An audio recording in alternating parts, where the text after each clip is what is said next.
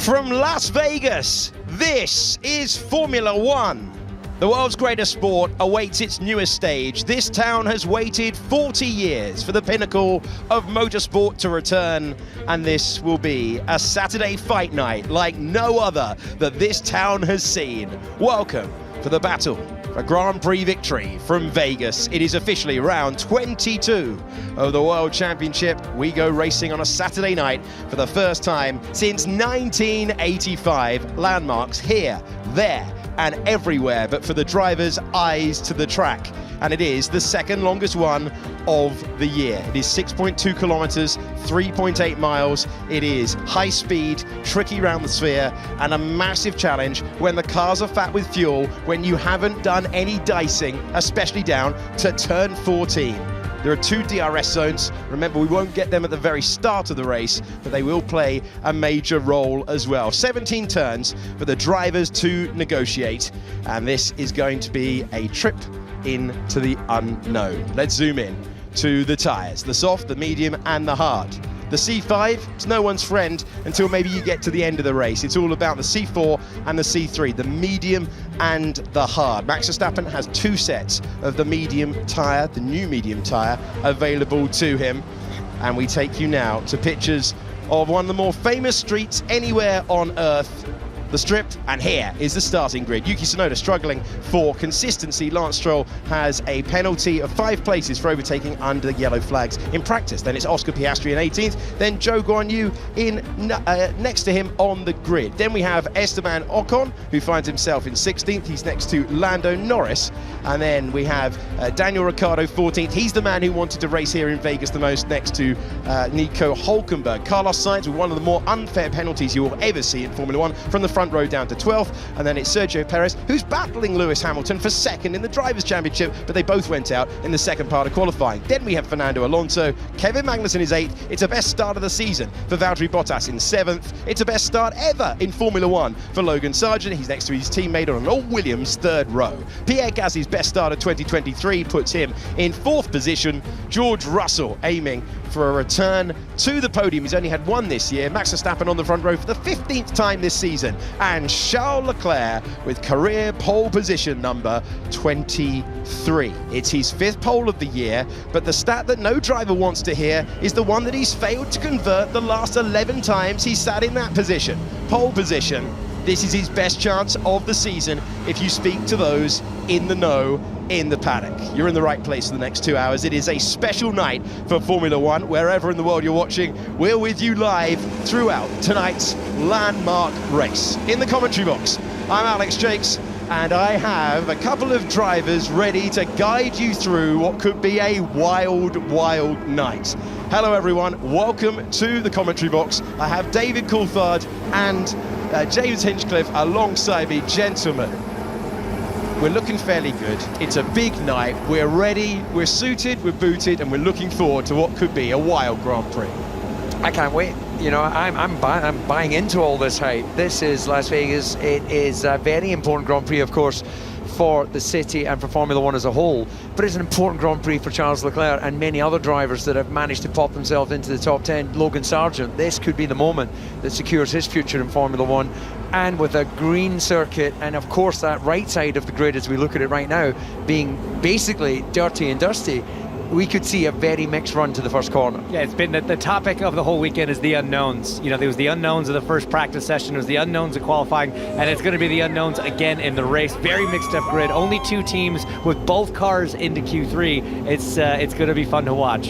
Yeah, Ferrari have they did that at the front, and Williams as well. So good evening and welcome to the #1 story in sport at this hour. We have the green light in Vegas. We leave the grid, and you can see it's a curved grid for those who find themselves at the lower places, and those on the lower places, Zhou, Piastri, have the hard tyres on. Stroll and Tsunoda, they have the soft tyres on. Lewis Hamilton, the only one in the top 16 who's gone for that hard compound of tyre and a longer first stint. Most drivers, as we suspected, have gone for the medium tyre off the line, David, to get that best possible launch.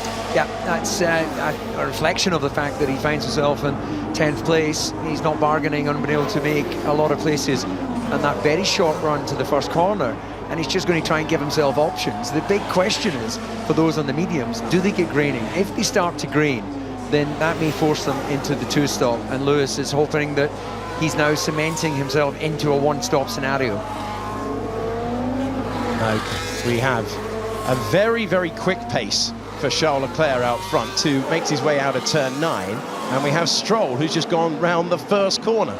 So they have the second longest track of the entire year at 3.8 miles, but that, if you keep going at that pace, Charles Leclerc, it's going to leave him on the front of the field for a really long time, Hinch. It's a double-edged sword. He wants to be going a little bit quickly because they're trying to get some heat in these tires. They want to generate a bit of load and get some heat in the tires, but conversely, if you go too fast, you get too far ahead of that final row, you are sat there on the grid not getting any heat in your tires at all, just letting the heat bleed right off. So it's a careful balance right now for those drivers on the front row to get that heat, but not make too much gap between themselves and Yuki Tsunoda at the back.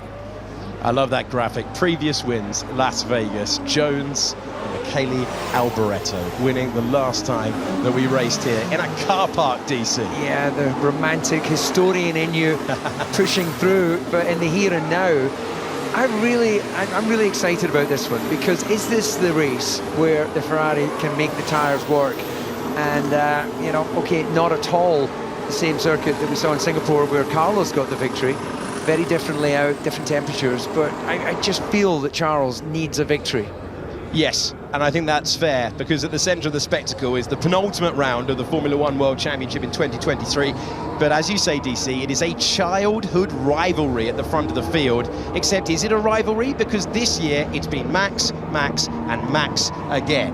It's been relentless. These two have a great, healthy respect. There was a great conversation between the two of them on Thursday where they said, oh, there are just great memories. Memories that you didn't like at the time that they now look back on fondly.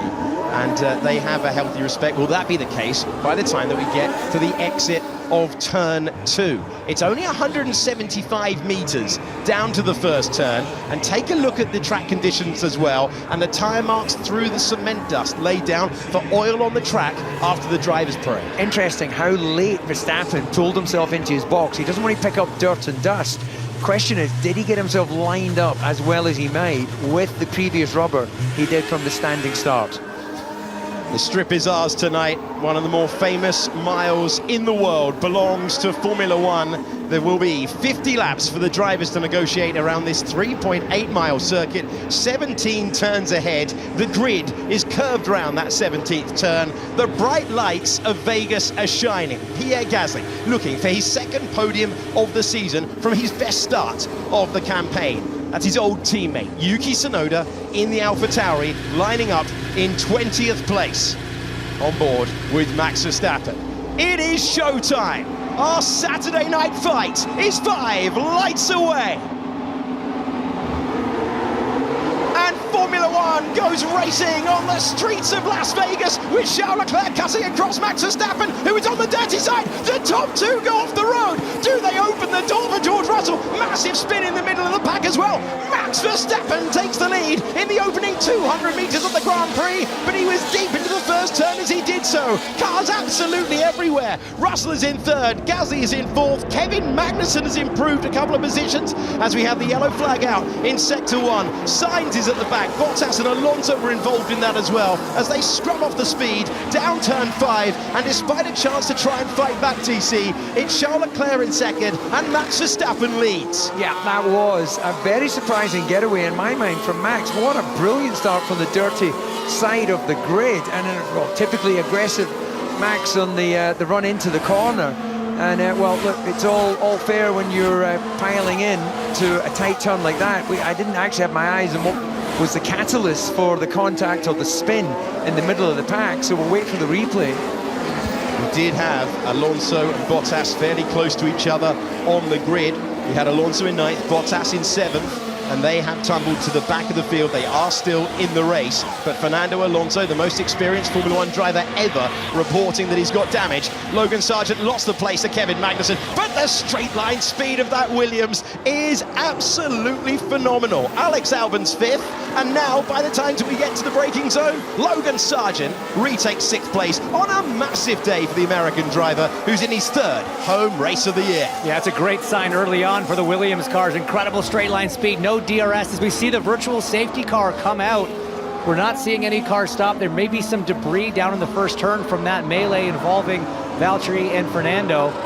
Would expect, so the virtual safety car is out on lap 2 of 50. I would expect Ferrari to be saying he was off the road. This is interesting. In comes Sergio Pérez, and he's gonna go for an offset strategy. Max, I think we're happy you were ahead when you went off track. Happy to stay there. Oh, of course I was ahead. Well, we're going to look at that again in a few moments. Nose change for Sergio Pérez. Pérez, who started 11th, he was directly behind Fernando Alonso, who was directly behind Valtteri Bottas. So did they all meet in the middle when they came down there? Alonso's in as well, so is Bottas. You want to talk about tire temperature and tire grip as we see the work being done to Fernando Alonso's Aston Martin. Look at the 2 cars that started on those soft tires. Lance Stroll up 10 places, Yuki Tsunoda up 9. An incredible first lap for both those drivers, starting from the back on the softs. Tremendous amount of track position. So here we go to the race start. Look at the launch from the P2 man, Max Verstappen off the line, and then he's going to dive to the inside. They both go off. I thought George Russell might have an opportunity, and there you go. Fernando Alonso in the mix there, spun round after contact, it looked like, or near contact with the Williams. Yeah, there was a decent enough getaway initially from Charles Leclerc, but he glances in the mirror, realizes he has to go defensive, and he's at the mercy of the line that Max takes. Needs to be addressed now. It is a joke if he gives the position. He wasn't in front at the apex and he pushed me wide, so he needs to give that position back. I completely agree with Leclerc there. I mean, I'm not saying Max intentionally drove him clean off the road. Maybe he was battling the grip. I mean, it's obviously very low grip here as we look on board with Logan Sargeant, but to take both cars that far off track, there needs to be some sort of precedent set. Oh, there you go. Fernando Alonso way down the inside, all by himself, just loses the back of the car. Logan Sargeant lucky to keep the front wing attached there in that moment. We are back to green flag racing. Charles Leclerc will not be pleased with that. Race control will be reviewing things. Make no mistake about that at all. But were they both off the road as a result of Verstappen diving to the inside? Remember, tyres were cold, temperatures are low anyway. The air temperature is 18 degrees. But was he forced off the road at the first turn to take the lead? Well, the truth is we'll never know. I have to say I agree with Henshin as much that Charles was at the mercy of the line that Max was taking. The question is, do they take the view, first lap, first corner, and they tend to, on many occasions, just let them race and see what happens, and I suspect that will be the case here.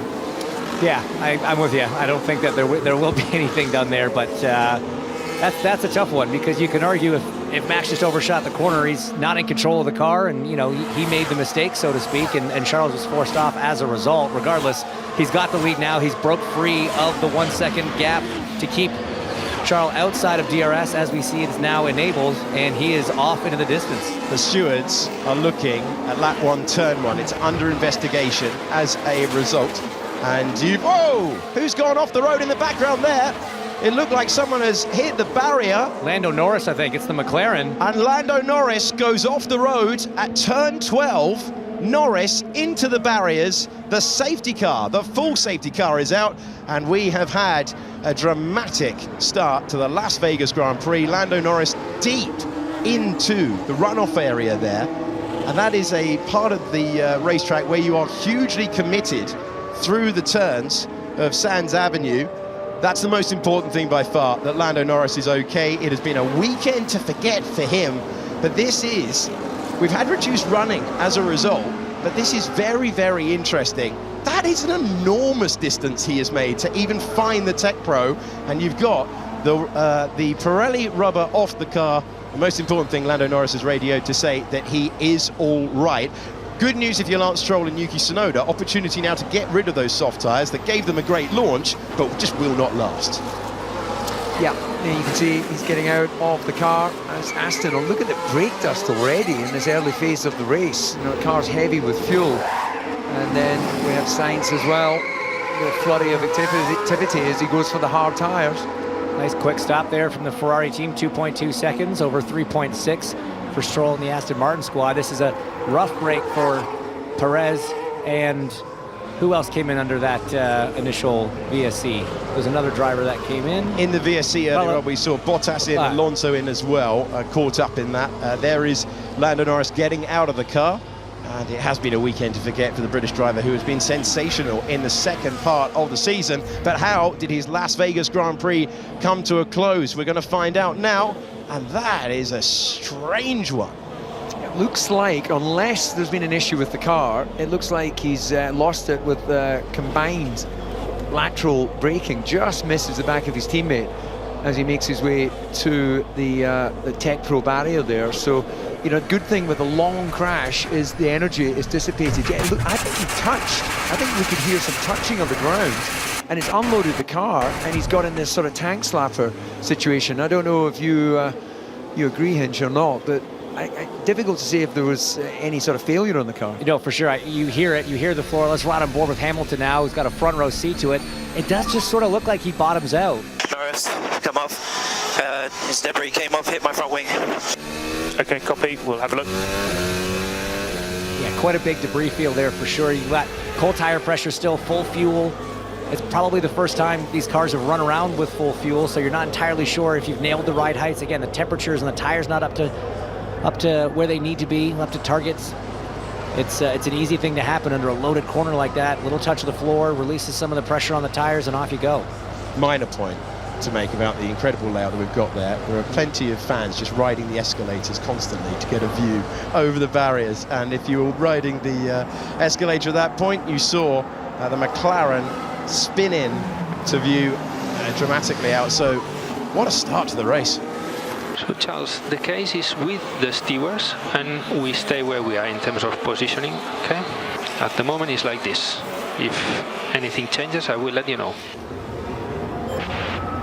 The safety car is out. It is lap 4 of 50 at the Las Vegas Grand Prix. Max Verstappen holds the lead. The stewards are reviewing whether he gets to keep it by the time that we get to the restart. Ferrari will be arguing. They will be hammering the point home at this stage because they'll want the swaps before we go back racing. That is within the stewards' purview. Let's go back to the race start. All 5 lights out then.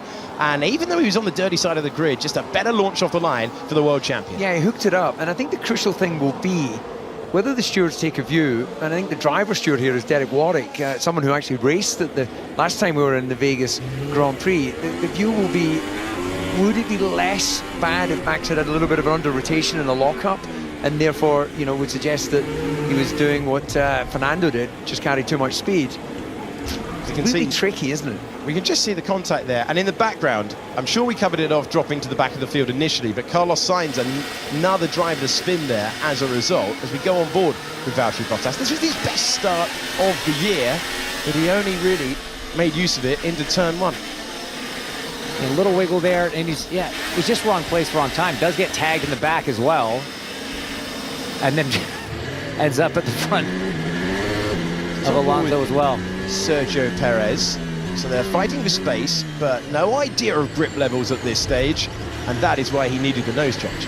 Yeah, it makes sense. Again, nothing he could really do. Car's checked up in front, and Perez just had to sort of center punch the Alfa Romeo, trying to damage the wing too much. Let's see what happens to Carlos. You're going through all that oil dry. Oh, he tags Lewis. Yeah, he just went in too deep. They've been caught out by this relatively short run to the first corner, and because of the length of the turn as well, you know, you're sort of combining your braking, putting the lateral load on the tire, and it's like, as we discussed, 100 kilograms on board, and it's like, ooh, it doesn't stop as much as I thought. And I have to say, seeing replays of that many cars having issues into turn 1, it's got to help Max Verstappen's case with the stewards. That is a good point, actually. It clearly was an issue for a number of drivers. It's a big call. It is absolutely. If you think of the first time that we raced at Jeddah, there were plenty of calls from the race director that day about swapping the order around and making adjustments. The precedent, it goes both ways. I can think back to Lewis Hamilton going deep in Fuji back in 2008, forcing another driver off the road that day on his way to his first world title, but he got a penalty for that. We've had precedent with Sebastian Vettel and Jenson Button. Big chop in the Japanese Grand Prix a few years later. Button furious, but it was allowed to stand. And it's ebbed and flowed. It really is just entirely in the discretion of the stewards. And we do get different stewards for different races, so the precedent can change. It's not been hard and fast in Formula One history in the last 20 years. You see the drivers weaving around, just confirming the fact that this is, in these cooler conditions, more difficult for them to maintain tyre temperature. And that's going to be the critical thing, actually. If you allow the tyres to drop too low, you're then more susceptible to getting graining. If you get the graining, then it just opens up a whole world of pain and can force you to have to make an earlier stop. This was one of the concerns of all the teams and drivers beforehand. If they got a VSC or a full safety car, keeping that tire temperature in, especially the drivers that are now on the hard compound, just trying to keep that going. The safety car will be in at the end of the 17 turns, and then it's all about preparing. And one thing we have seen throughout the entire weekend here in Las Vegas is that the Red Bull has been superb at firing up that front axle and the tyres. So Max Verstappen has been mighty in the first sector of this racetrack all the way through the weekend, whether it be practice, whether it be qualifying, or whether it be the Grand Prix itself. Plenty of celebrities in every single garage here. The celebrity attendance document that they send out ran to 72 pages that we were sent at the start of the weekend. Did it feel like that on the grid, DC? Yeah, it was definitely a celeb fest, and now I've just seen Kylie Minogue. All I've got in my mind is whatever. I can't sing the words, but it's a catchy little number. We're getting closer and closer to full-blown DC karaoke before the end of the year. Just info at this stage, Max. The situation at turn 1 on lap 1 is with the stewards. We are not going to reverse on positions, so I'll leave it with you.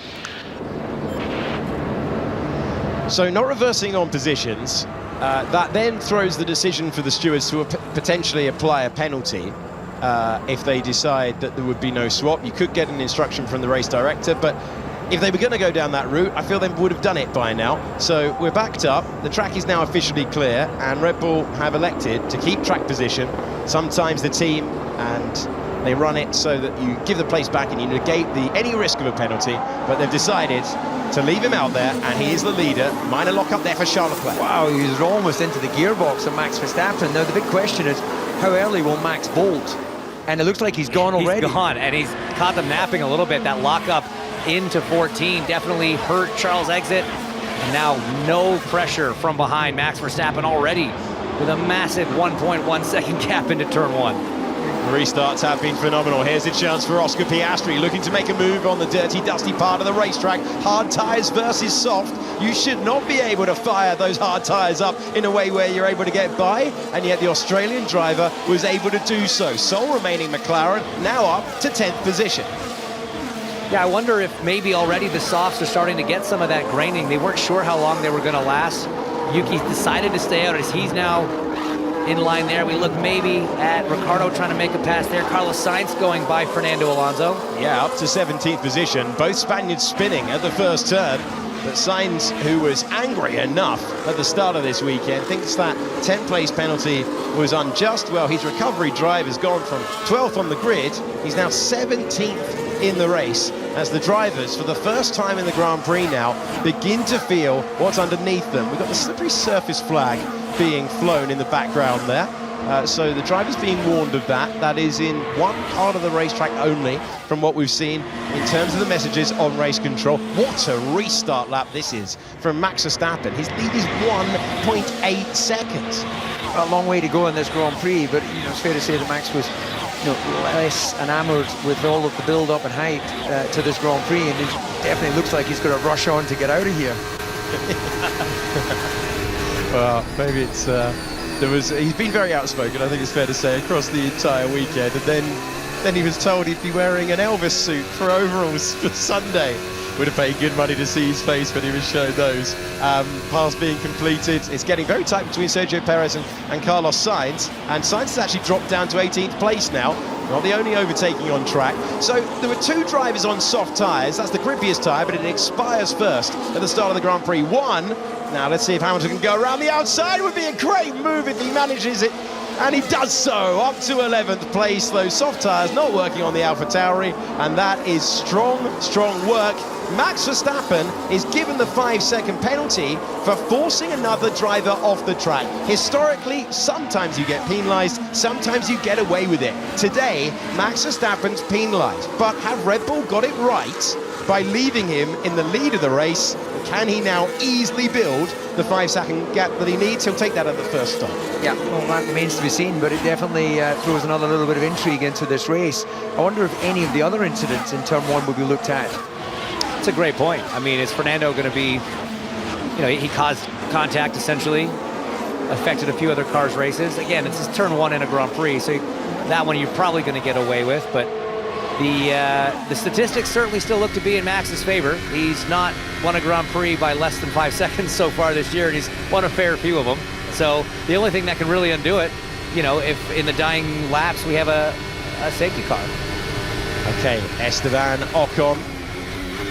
Thought about going to the inside. They've made that DRS zone longer by 50 meters over the course of the weekend. It's like he hit a brick wall when he pulled out. Think back to Monza earlier this year. The Blue Alpines had a horrible time recovering energy there and getting to the end of the straight and being efficient. He didn't have the chance before. How much grip is there into turn 1? Very nearly made contact with the man who's just set the fastest lap of the race. That was Max Verstappen, and that was in qualifying between these two. Looks quicker right now. Esteban Ocon on the podium in Monaco earlier this year, but can't fight away by Kevin Magnussen. Is that an issue from McLaren or just a wider line? That was quite a difference in line as he was going through that turn. And I feel we haven't actually given enough wow factor to Lewis Hamilton going around the outside in turn 3. Like, something else took our attention, but wow, that was impressive. Yeah, fully committed, and Yuki Tsunoda on that soft tyre, passed by Piastri, then Hülkenberg, and then Hamilton. But Hamilton in a really unconventional part of the racetrack as he gets through. And Albon still in 5th. Logan Sargent is the driver going through picture now in 6th position. Here's the race leader. You have been given the 5-second penalty for that incident, but you're already 2 seconds ahead behind, so we'll just keep eking that gap out to the stop. Yeah, that's right. Send them my regards. He's having a week of it. Is Max Verstappen out front? So the 5-second penalty, which he will serve at the first stop, that's what they're looking for.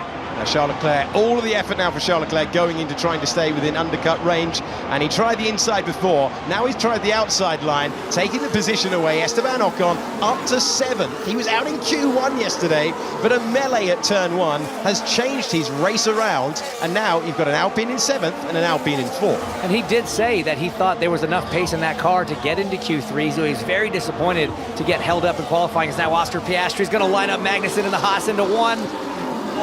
And he's going on the side of caution. They know there's enough grip to make the pass, but he was very cautious there. Under traction, another sweep around the outside. Hamilton was at it before. Now Piastri's done it, and Magnussen street fighting. Well, he's trying to stay with the young rookie Australian driver, the man who scored a podium in his first ever Formula One Grand Prix, manages to fight his way back through, and Magnussen takes 8th position, battles all the way through the field at the moment on lap 10 of 50. Yeah, well, that answers all our questions about how good will this circuit be for racing, and so far so good, and great comeback there from Magnussen. It's kind of reminiscent of the Brazil setup where you can get that pass done into turn 1, but then the car you've just gotten by has the DRS into turn 4 and you can attack back. So great move from Kevin Magnussen to get the position back, but Piastri definitely looks quicker at this point. I couldn't say visually, this is looking great. It looks like the drivers will be fingertipping some of those very high-speed sweeping sections of the racetrack. You know, it kind of feels a little bit like I'm watching an oval race where you know it all looks good, and then suddenly you have a situation like Lando, loses control. We'll wait to hear from the British driver. We'll try and bring you his thoughts down there. That is Oscar Piastri ahead of Kevin Magnussen. The fight's continuing all the way through. It looked like the AlphaTauris were close into the braking zone of 14 as well. We have noted that Pierre Gasly had a waft to try and get past George Russell. We'll see whether he can get by into turn one. The answer is no at the moment. I think Daniel Ricciardo is the driver ahead. He's gone up to 13th place past his teammate, and Sergio Pérez now moves past as well as Yuki Tsunoda comes into the pits.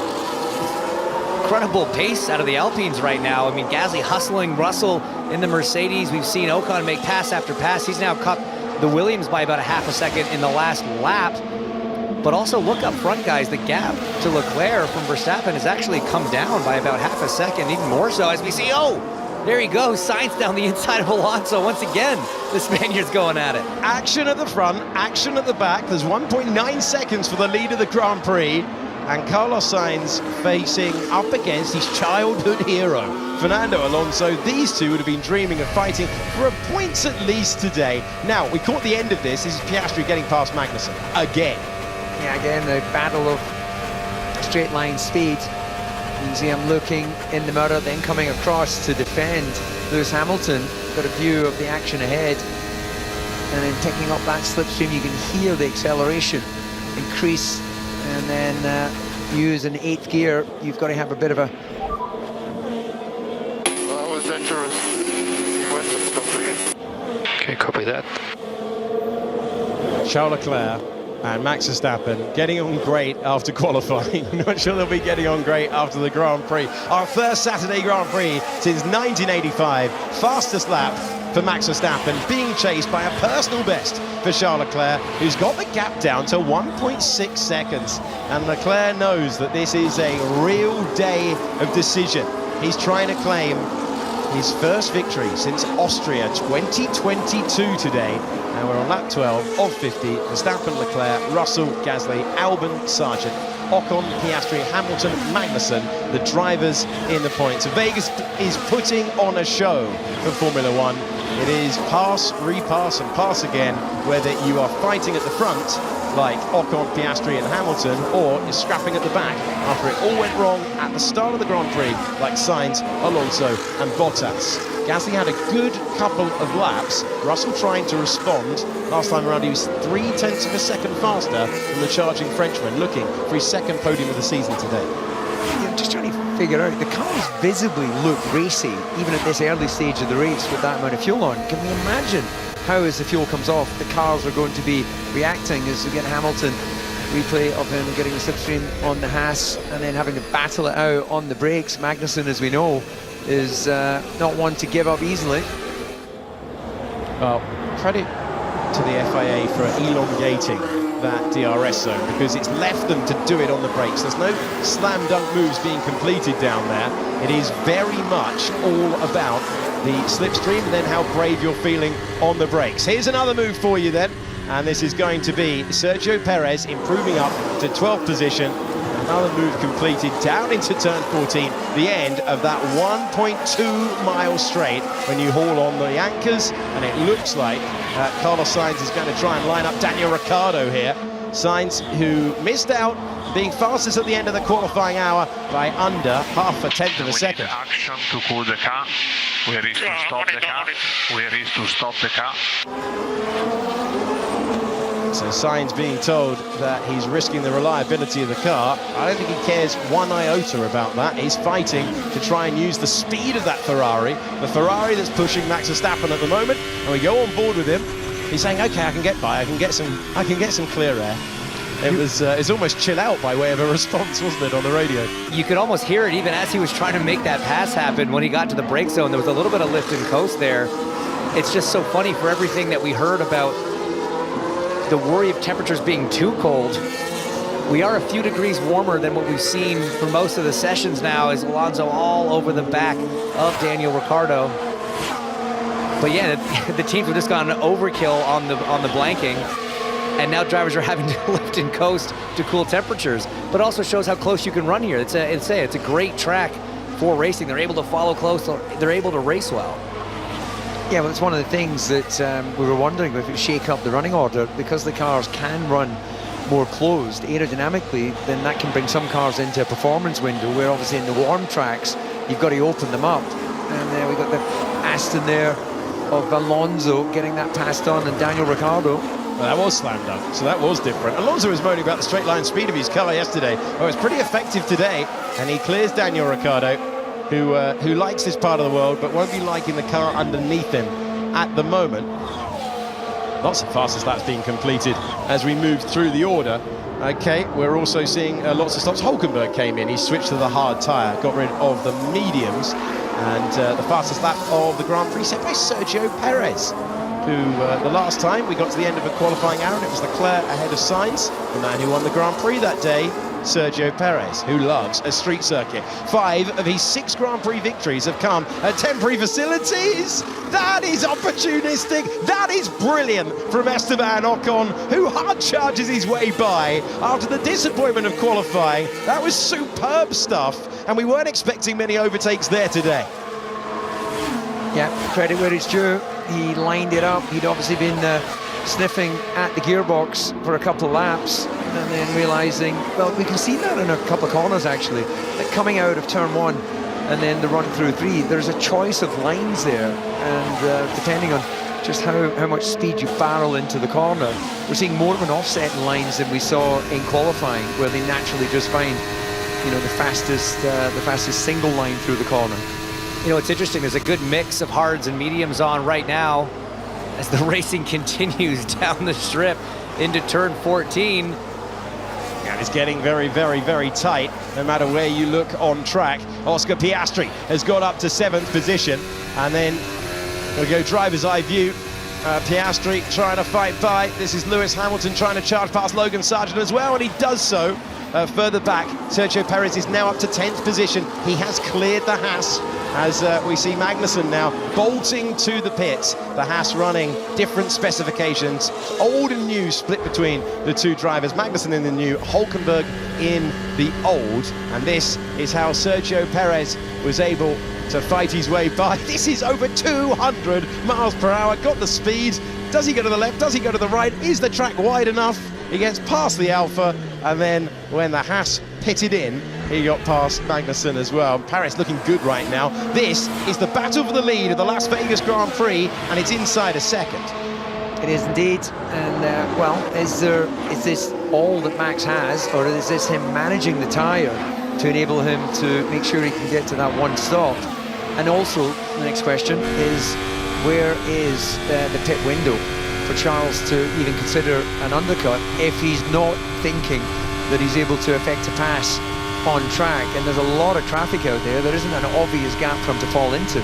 It almost makes you wonder if, with all the issues that drivers are having with temperature and the tires getting up to speed, if maybe the overcut is actually in play as well. You know, the heat you finally have in the tire from a stint will be a little bit quicker than the outlap with how cold it is.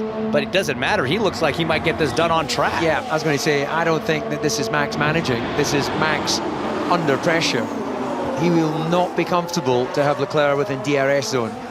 George Russell said on the radio earlier on, I'm getting real trouble trying to manage these tyres and keep Gasly behind, and it's Russell who pits first to drop down to 8th position. That will go further back in the order. Big opportunity now for the lead of the Grand Prix though. Max Verstappen, when he got the lead at turn 1, must have thought that he could build up the gap, disappear out of sight like he has done so many times so far this year, and the crowd are roaring for these two.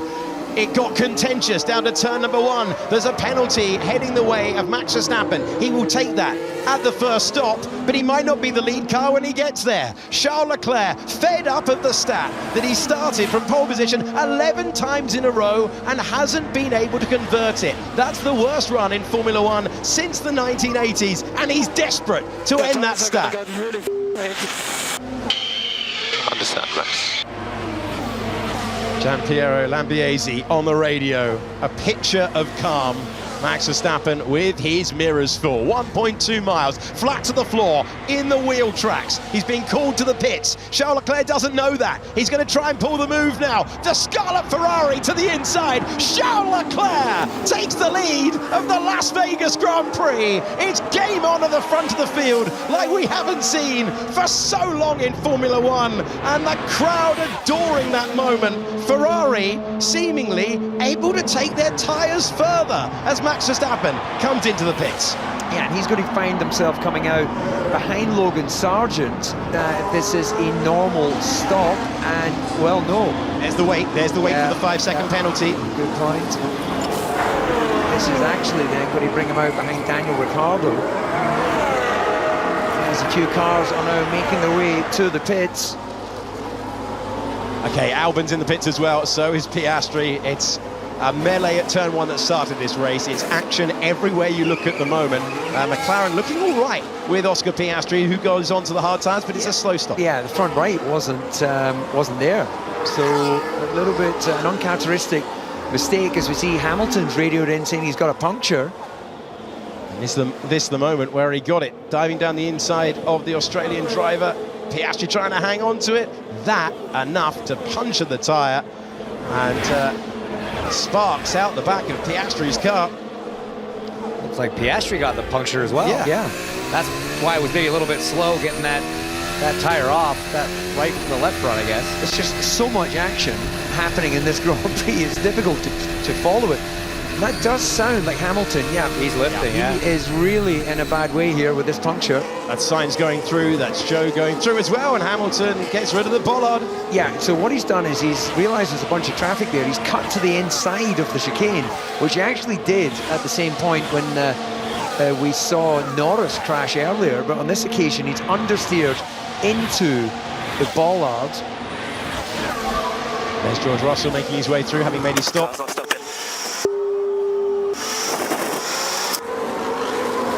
Not what you want around a circuit where you build up to speeds of 200 miles per hour and you need to stop all the time. Okay, Charles Leclerc continues to lead. Esteban Ocon now up to second in the Grand Prix, having started 16th on the grid, as Hamilton will surely bear into the pit lane and does so. That is Pierre Gasly making his stop. So he was in a straight fight with George Russell. We'll watch our driver tracker to see where Gasly is able to emerge, and Russell has gone through. But Gasly does have the benefit of fresher tyres. The incident involving Piastri and Hamilton has been noted for causing a collision. Hamilton, slow stop at the back there, but he's back into the Grand Prix. Exasperated expression from the left hand, though. Yeah, again, that was a little bit tardy from Mercedes. It almost looked as if they didn't get the signal that tells them that the wheel nut has been properly secured to the car, and the wheel guns had to go back on. And you can see where Hamilton chose to cut to the inside and hit that plastic bollard. See it again on board. It looks like he made the decision a little bit late to take the shortcut. I think it was a good idea, but yeah, just understeered a little bit with the tires not totally right.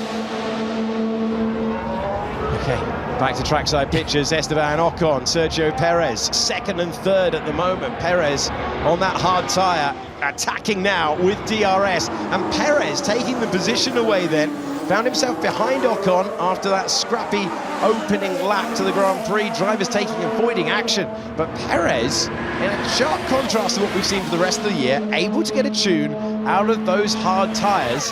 It's going nicely for the Mexican driver, who changed those tyres at the start of the Grand Prix, because he changed the nose, got rid of the mediums, went onto the hard, and that man's career is built on coaxing a performance from a tyre longer than others are able to do so. He's in exactly the sort of Grand Prix that he adores. Street race, tyre life preservation, that is very much up Sergio Perez's street.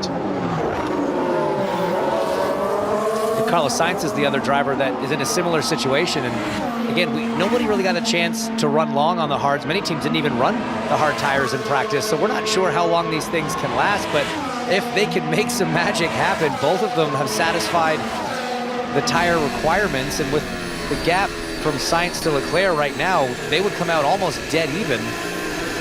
is Zhou Guanyu, the car, the Alfa Romeo, in the way of George Russell, who ducks to the left, can't get by, ducks to the right, and now he's going to try and make the pass. Yeah, and Russell will be very much aware, one, all the time he spends behind traffic, bad for his cooling, and also he's got Max Verstappen in his mirrors.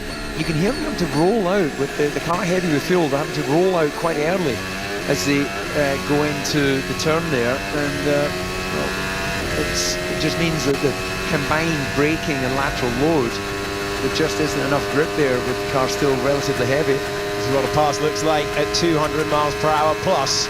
Oh, over a bump that I don't think he's been over many times down there. Sometimes when you're making the move, you use parts of the racetrack that you wouldn't normally, and Russell able to fight his way by. Efficient passes are crucial because the world champion is on a charge behind him, and Zhou Guanyu staying out, elongating the stint as long as possible. He's now had 20 laps on those tyres, as well, he's on to lap 20 on those tyres, as we move through a really intriguing Las Vegas Grand Prix in the balance.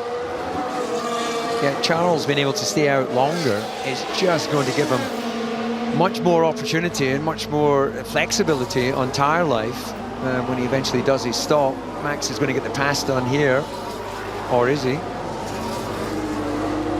thought about it. You saw him sort of roll out of the brake pedal after the initial hit there to get a little bit closer, as we see a very quick yellow in sector 2 there. Yeah, someone deep over the curb, I would imagine. It's Leclerc, then Perez, Ocon, Stroll, Sainz, Alonso, Russell, then Zhou and Verstappen. Verstappen looking to try and make the pass, but again, you're to a part of the racetrack that is dusty, that is dirty, that he hasn't been to all weekend long, and look at the speed that they have at this stage as they go by, and nicely done as he gets by, and he moves up to 8th position.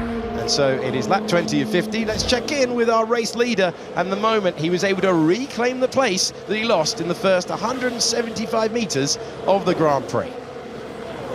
I do love the titanium skids sparking as they go, and he would have had a face full of Red Bull sparks as he then pulled out and affected the pass. And well, unsurprisingly, his team loved that. The race fans love it, the Tifosi. And that's what I love about Formula One. They're probably related. One's got a Mercedes hat on, the other one's got a Ferrari. So Ocon comes into the pits after one of his best stints of the entire season, you have to say. And Verstappen into 7th. And he goes up to 7th position now, 2.1 seconds away from George Russell. And those two fighting for position is going to be very, very interesting. Because if Russell can stay ahead of Verstappen, it helps this man even further. And Ferrari sometimes so hard on their tyres in the cooler conditions. Charles Leclerc desperate to just stop talking about qualifying and start talking about being the driver that gets the largest trophy at the end of the Grand Prix. Hey man, he's pushing. There's no question. You saw how close he was to the wall on the exit of that turn. Through practice qualifying, we've had a graphic telling us how many centimetres, and he knows he has to hustle in these tyres and try and open up the gap as much as possible. This is the moment where he'll be hoping for world-class customer service and a 2-second pit stop. It's interesting, the hards are holding on pretty well right now. You see Russell with the DRS open, trying to get Fernando Alonso defense from the Aston Martin driver. Can he do it on the outside? I don't think so. Gonna have another good run out of 14 here, but those hard tires, they're really hanging in there. The pace is very good when you're comparing against some of the similar medium runners. Okay, Fernando Alonso keeping Russell behind for the moment. Charles Leclerc looking for a clean rejoin on the exit. Just want to keep it the right-hand side as we see still ahead the green Aston Martin ahead of the black Mercedes. Max Verstappen has the fastest lap of the Grand Prix. Do not count him out of this one at the moment. Different cars respond to different tyres, and going by and moving through. It's a 1:37.8 for Max Verstappen, the driver who has completely dominated the Formula One World Championship so far this season with 17 wins. That's an all-time record in the entire history of the World Championship. and he was many people's favourites today to extend that record, but it's his teammate, Sergio Pérez, who finds himself in the race lead.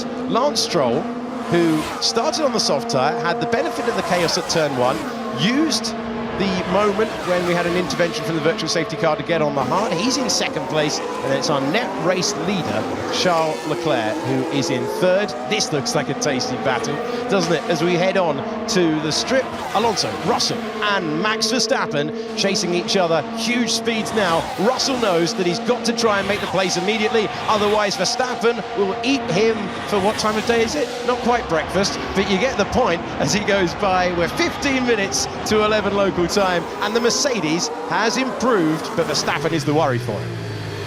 Yeah, this race is delivering in terms of action. There's no question about that, and that's a massive relief to me personally as a race fan, and I'm sure to Las Vegas as well. The action has just been non-stop.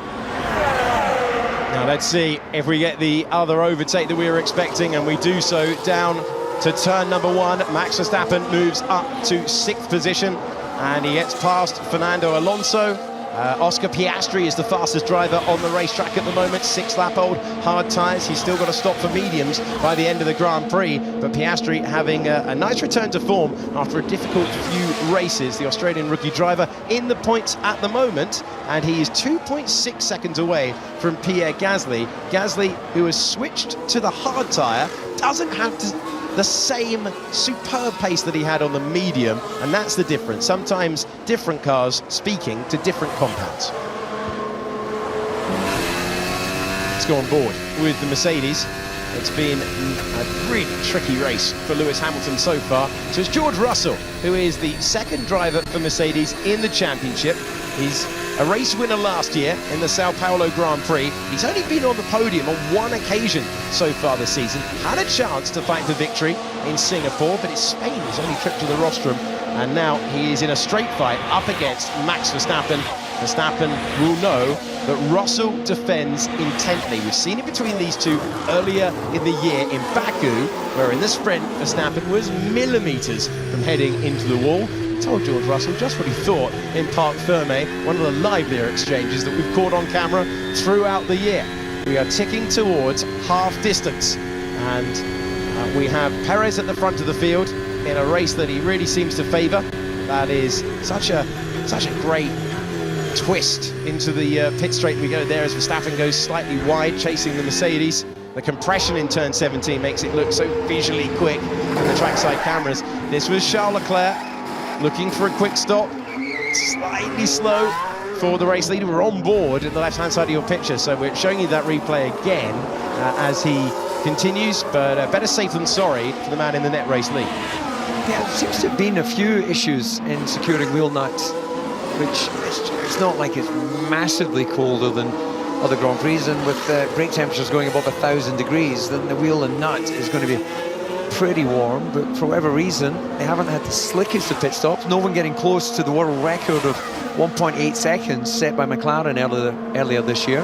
Sainz, Russell, Verstappen, the order as we went in to the sweepers. By the time that we get to turn 12 to send us on to the strip, officially Las Vegas Boulevard, it wasn't the pass that George Russell was looking for. He will get the slipstream, but there is going to be a huge hole in the air. Punch for Max Verstappen, who could yet make it a three-car battle in a few moments' time. But the Mercedes that has struggled for straight-line speed so often, now he gets by. So Russell up to 4th, Verstappen on the charge though, and here comes that mega slipstream as to the inside goes the Red Bull.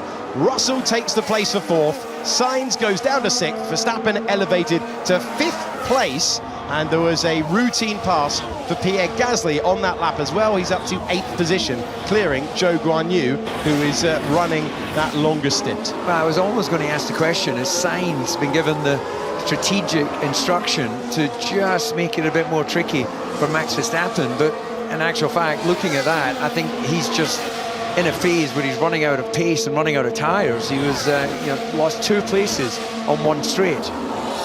Ocon has the fastest lap of the Grand Prix. He is 1.7 seconds, make that 1.4 seconds away from Oscar Piastri, who finds himself in 10th.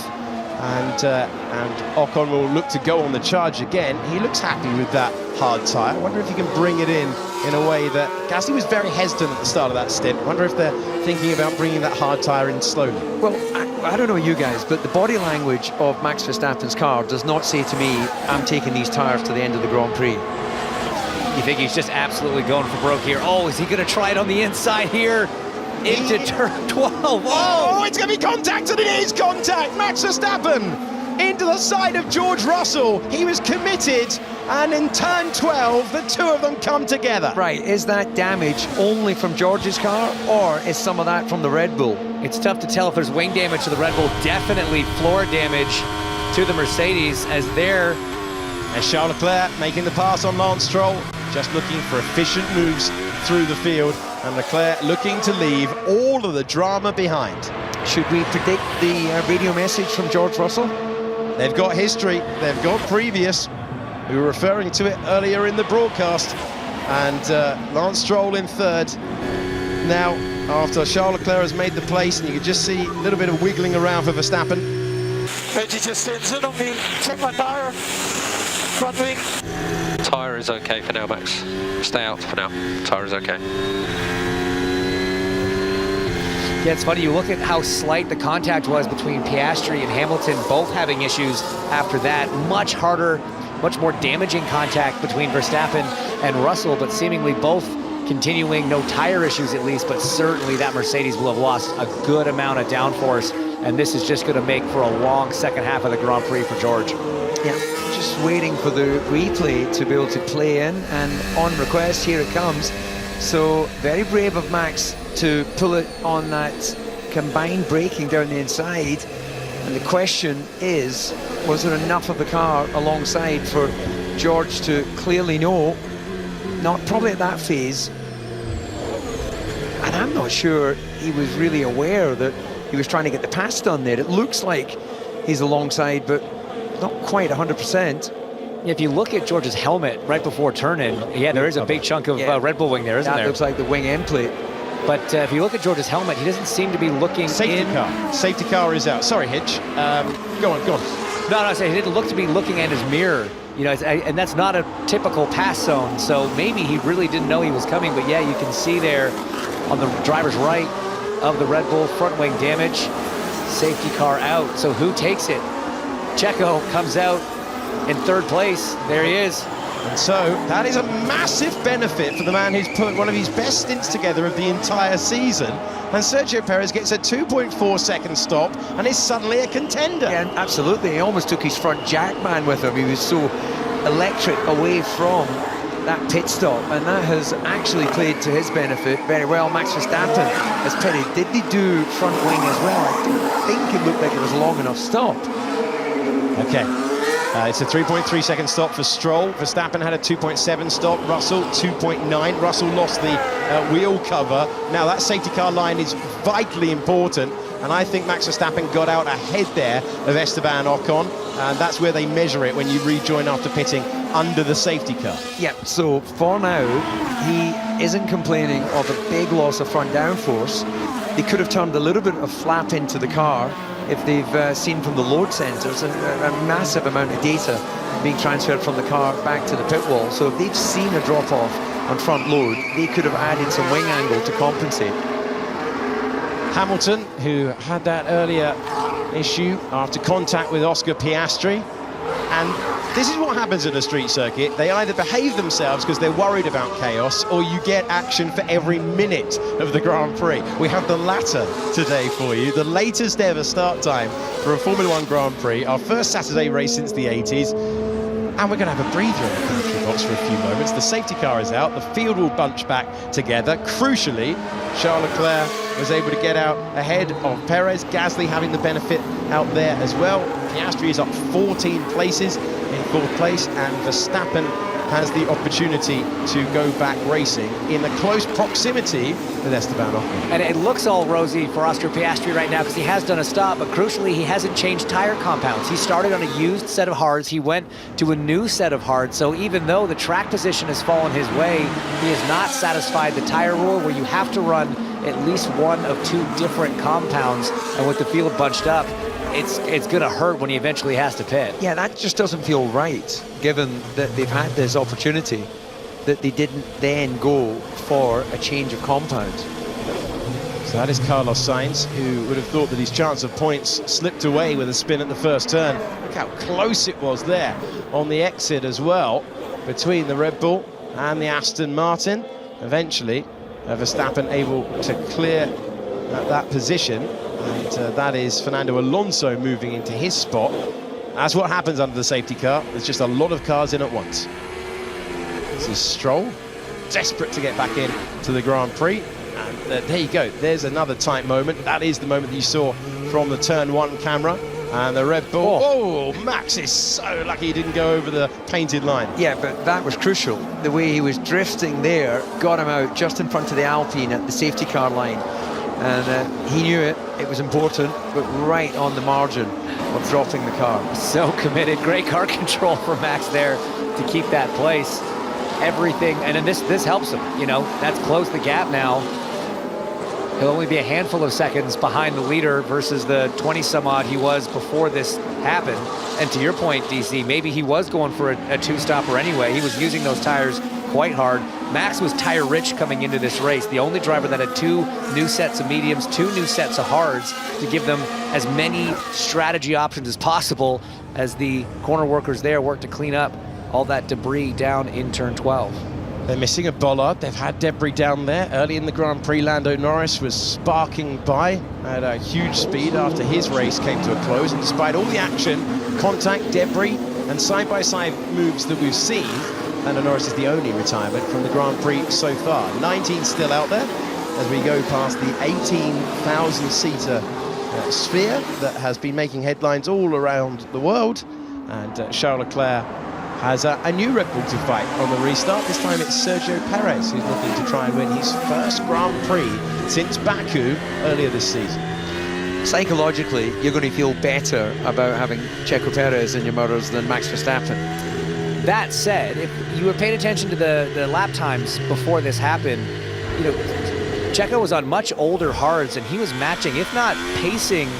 Oh, a little bit of a moment there for Leclerc trying to get some heat in the tires. Oh, I nearly lost it.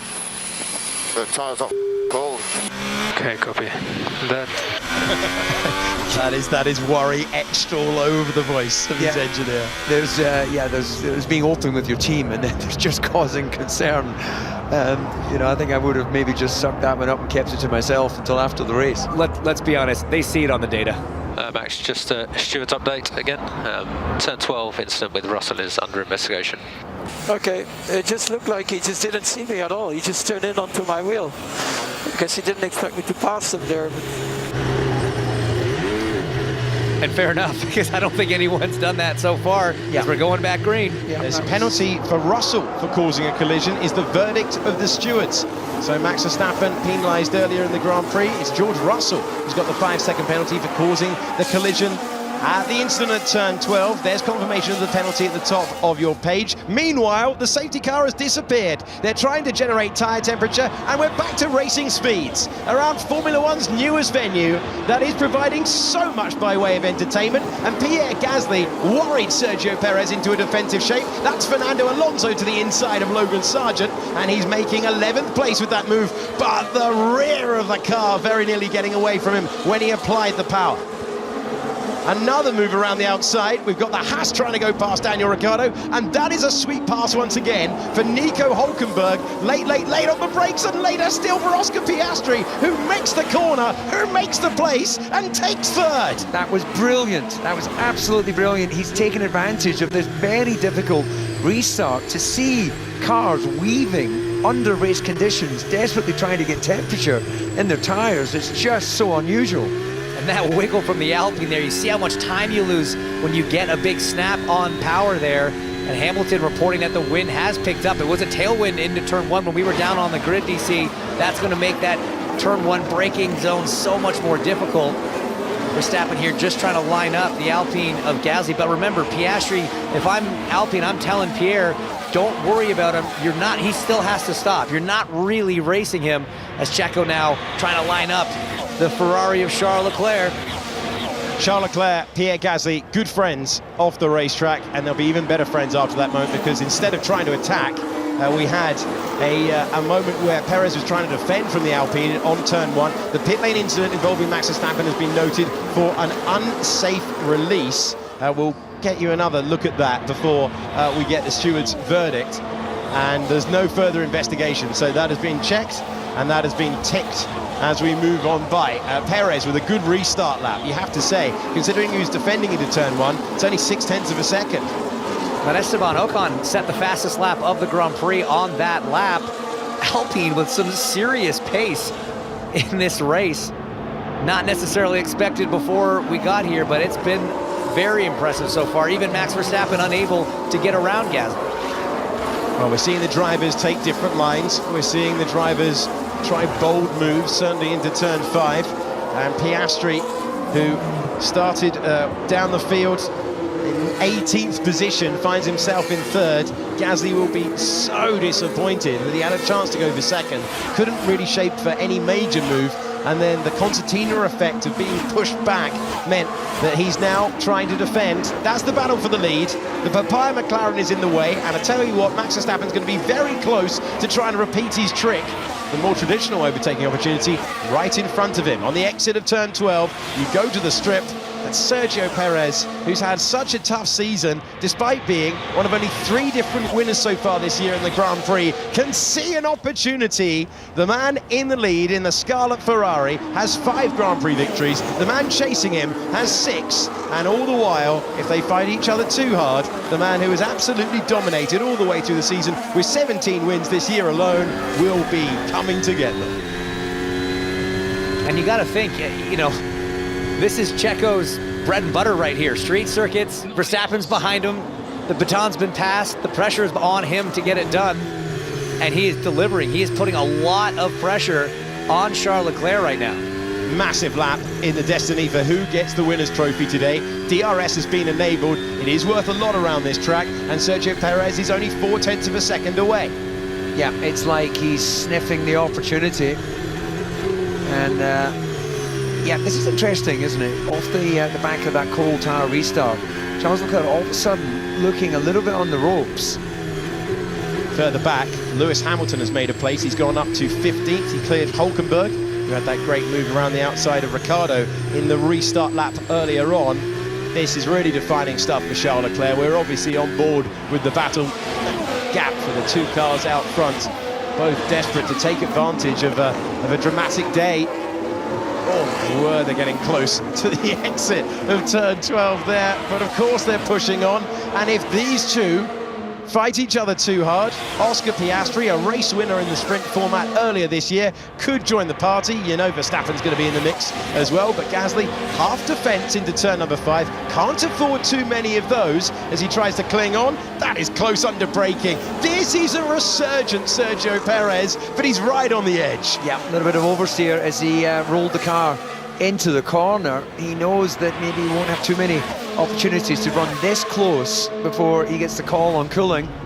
And it looks like Max Verstappen has cleared Pierre Gasly for 4th place. Gasly's been told he's got to manage that tyre. The early data does not look good. This is the view from the grandstand of the battle for the lead. It was a totally different race. Charles Leclerc looked absolutely terrific on the medium tyre. We've gone to the hard, and suddenly the race has been transformed once again. Sergio Pérez has the DRS, and he knows from studying the behaviour of that Ferrari, he's got a great chance to be our 3rd race leader tonight. Yeah, well, you mentioned it earlier, different compounds, they talk to the car and driver in different ways, and it can be just, you know, dependent on where we are and rubbering into the circuit. It can be with the amount of fuel that's on board. And right now it looks like Charles Leclerc has put a pair of high heels on, and he's sort of struggling to get the stability. Where the Red Bull looks so strong, and we saw it from Max's onboard, and we just saw it outside from the back of Charles Leclerc looking back at Checo. Those combined entries into turn 7,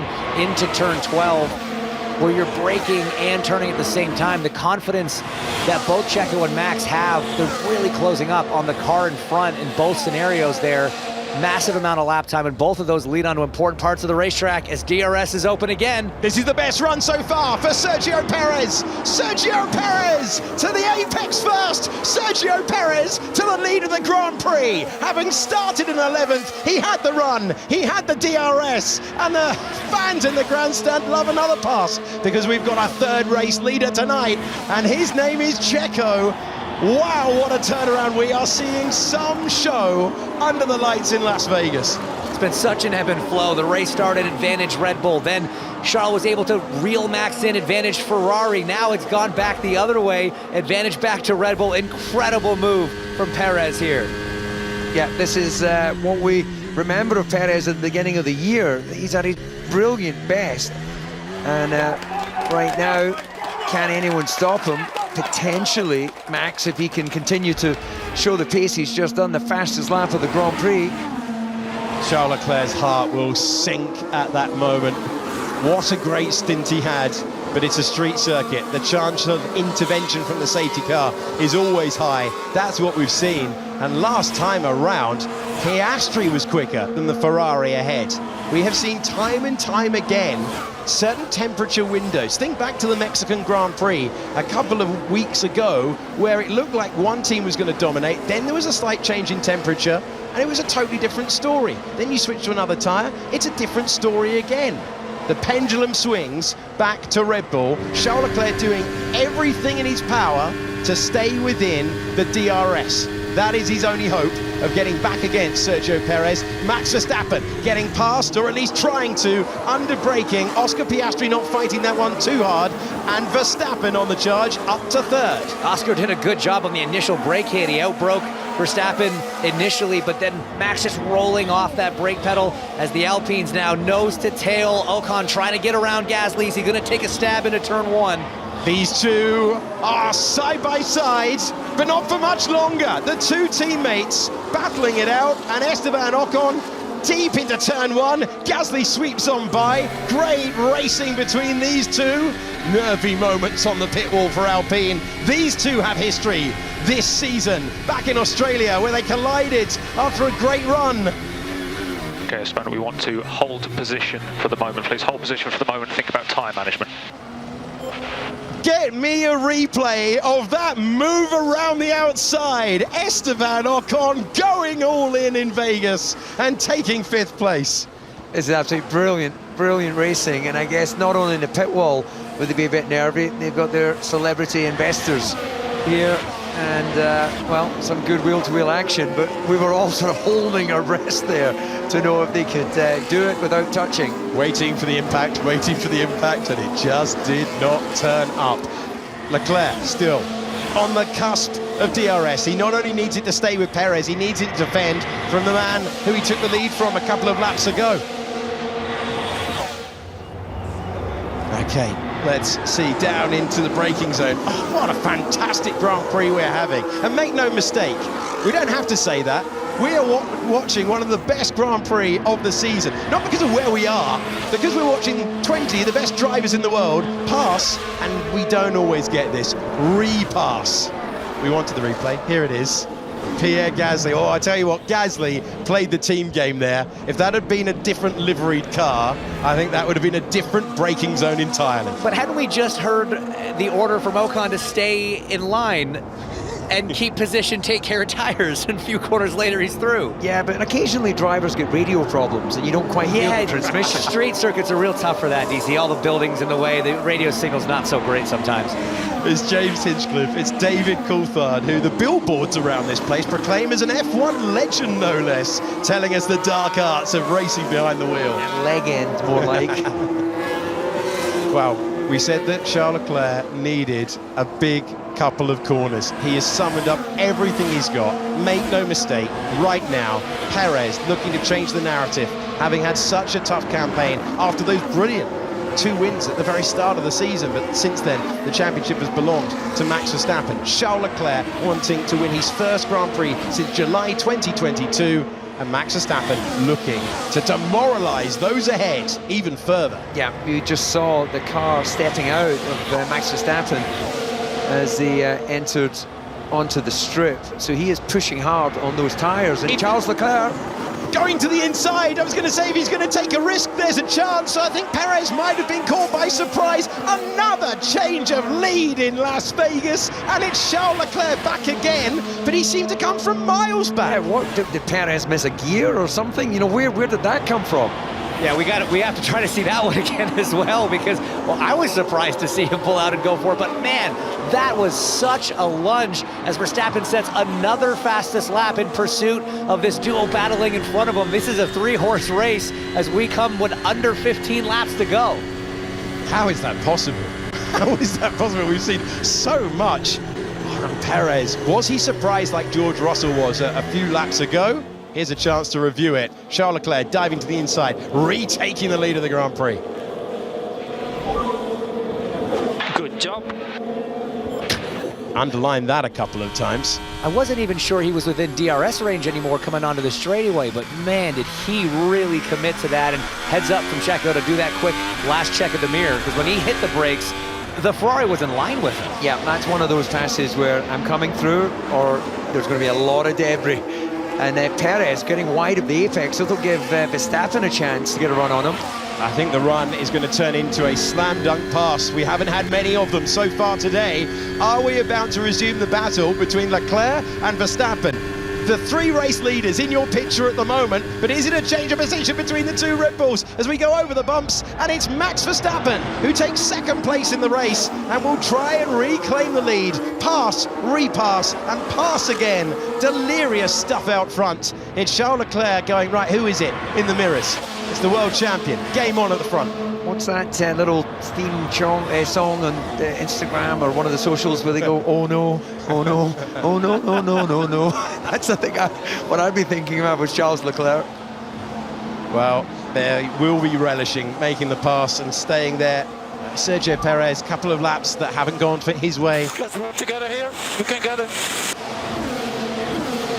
Yeah, I just wonder on Checo whether he's just taken too much out of those tyres when he fought his way. You know, if we remember, just remind ourselves, Charles Leclerc struggled to get the tyre switched on after the safety car, and it looked like Perez was on rails, and now Perez is dropping away, and Charles really seems to have found form, but he's got a wounded Verstappen behind him, missing his front wing end plate. Doesn't seem to be affecting him too much. Fastest lap of the race last time around. And he does have a tire advantage. His tires are about 5 laps newer than Leclerc's, but man, that Ferrari does not seem to have the advantage on the hards. Stay with him. Double toe there. We work together. That's Hugh Bird trying to keep Sergio Perez's head up, but there's a real opportunity now for Max Verstappen, and Charles Leclerc knows it. Driving on the mirrors now, checking the left one, checking the right one, trying to keep the world champion behind. We go down the strip. We're going to get another change of lead. Max Verstappen takes the place back, but look at how brave on the brakes Charles was, but he couldn't close the door. Verstappen takes the lead back once again, and this has turned out to be some spectacle under the lights, but it's the dominant man at 2023 who gets past his teammate, gets past the man who beat him in qualifying yesterday, and the 3-car battle now led by Max Verstappen. Well, what a race. That was incredible, actually. The momentum that Max took past Charles, and then Charles on the brakes was so much later. Well, we saw him do it on Checo when he was going for the attack, going for the pass. He did it on Max with the defensive move, and then Max just said, realized he hit the pedal a little bit too early again, just rolled off it in that middle phase of the break to close that gap. He only has to be side by side into the corner, it doesn't have to be ahead. Just great stuff from both drivers, so much commitment.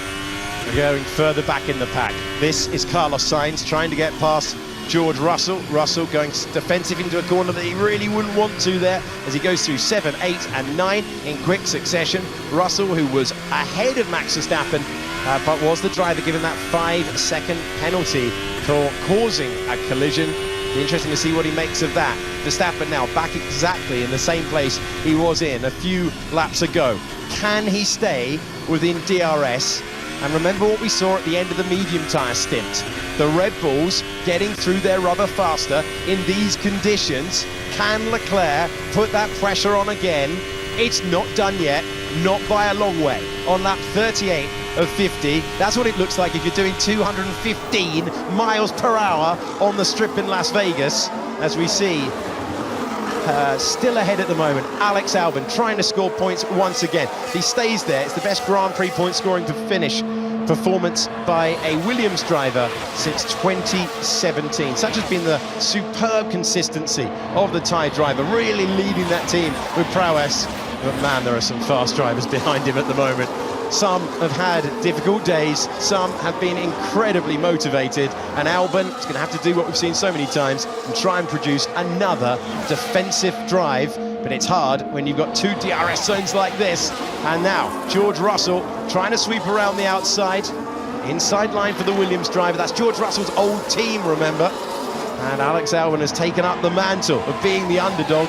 He's still ahead for the moment. It's such a tough car to pass, the Williams, especially in a Mercedes, which is a little bit down on straight line speed. So even with that DRS open, that DRS advantage, that Williams so quick in a straight line. And now Russell under big pressure from Carlos Sainz. It's going to get to a situation where it's pass or repass. We have seen Grand Prix earlier in the year where the straight line performance of the Williams was mighty. If you think back to Spa, it just didn't work for them. Although they've got that aerodynamic efficiency, they still have to get the setup right, and it's hard to gauge at a new circuit. They've given Alex Albon a chance. This race completely changed by the full safety car. After we've seen debris, we've seen great passing and repassing, and here's another one.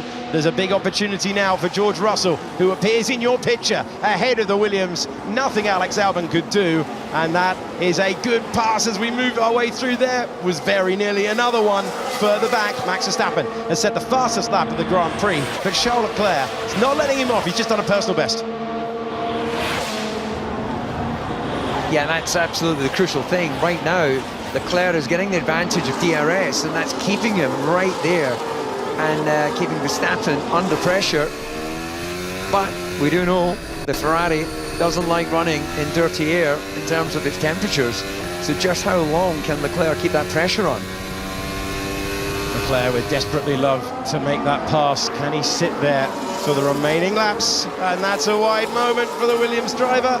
And disappointment for Alex Albon, who sees first Russell, then Sainz, then Alonso overtake him, and he drops out of the points. Lewis Hamilton trying to get by as well, and diving to the inside. We've got a yellow flag in sector 2. We were hearing momentarily that Pierre Gasly's reporting a issue with the battery to his team.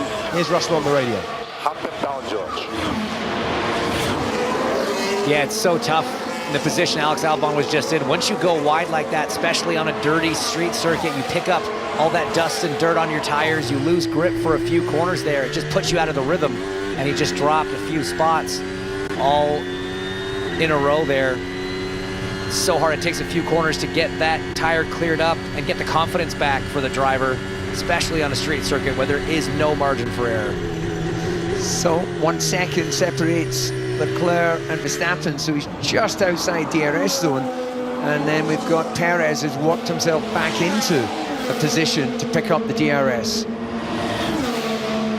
So these were the crucial laps for Charles Leclerc when he was battling up against Sergio Pérez, and he was able to reclaim that DRS and then just send one to the inside. And there's not really an opportunity to close the door in 14 if you're thinking that you've got a chance to race on to the finish. You are risking an accident if you do that. But then, in sharp contrast, you heard Gian Piero Lambiase on the radio saying you're going to have to work hard to break the toe, and that's what Verstappen has done. Pushed like he hasn't been pushed in a straight fight all year long. Singapore was a massive outlier, but since Sergio Perez beat him in a straight fight in Baku, in a great battle that went all the way to the end, where they were separated by hardly any margin at all, Verstappen has always done what he's needed to at the vital moment of the Grand Prix. This time he seems to have done that again, but after Perez took the lead, Leclerc took the lead, and Ferrari must be wondering what might have been the timing of the safety car working against them. And now Charles Leclerc is looking to try and hang on to second place, all with the hope that the Red Bull tyres do not hang on in the way that we would expect. Just make sure you protect that front right tyre, Max. So the front right being told to protect. Yes, they're fresher tyres for the Red Bull, but those tyres really fell away much earlier than the Ferraris earlier on. I can tell you further back as well, we haven't seen it, but Stroll has got past Pierre Gasly, who radioed for that message to say he's got an issue with the battery, and is this the defining moment of the Grand Prix?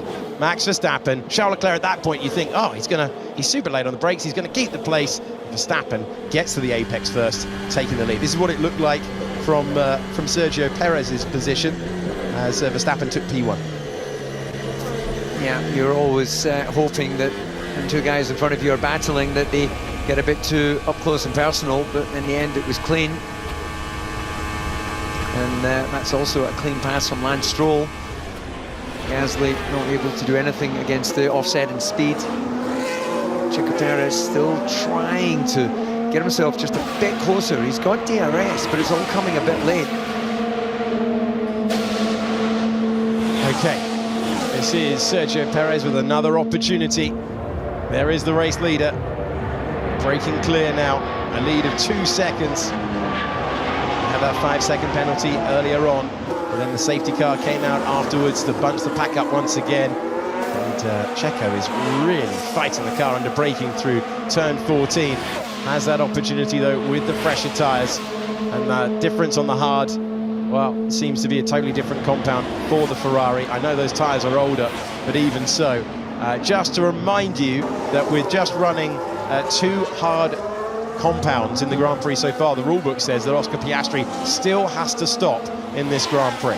Yeah, it's a smart move from McLaren, just leaving him out there, letting the field spread out, trying to get that gap as big as possible. It's about a 21-second loss for a pit stop here. That would right now bring him out just outside the points, somewhere right around that battle for the final points-paying position. So if over the next few laps he can open up another couple seconds, give his team a little bit of breathing room, he could still get some points on the board, which from where they started and how their weekend's gone, I think would be a very, very welcome result for the McLaren team.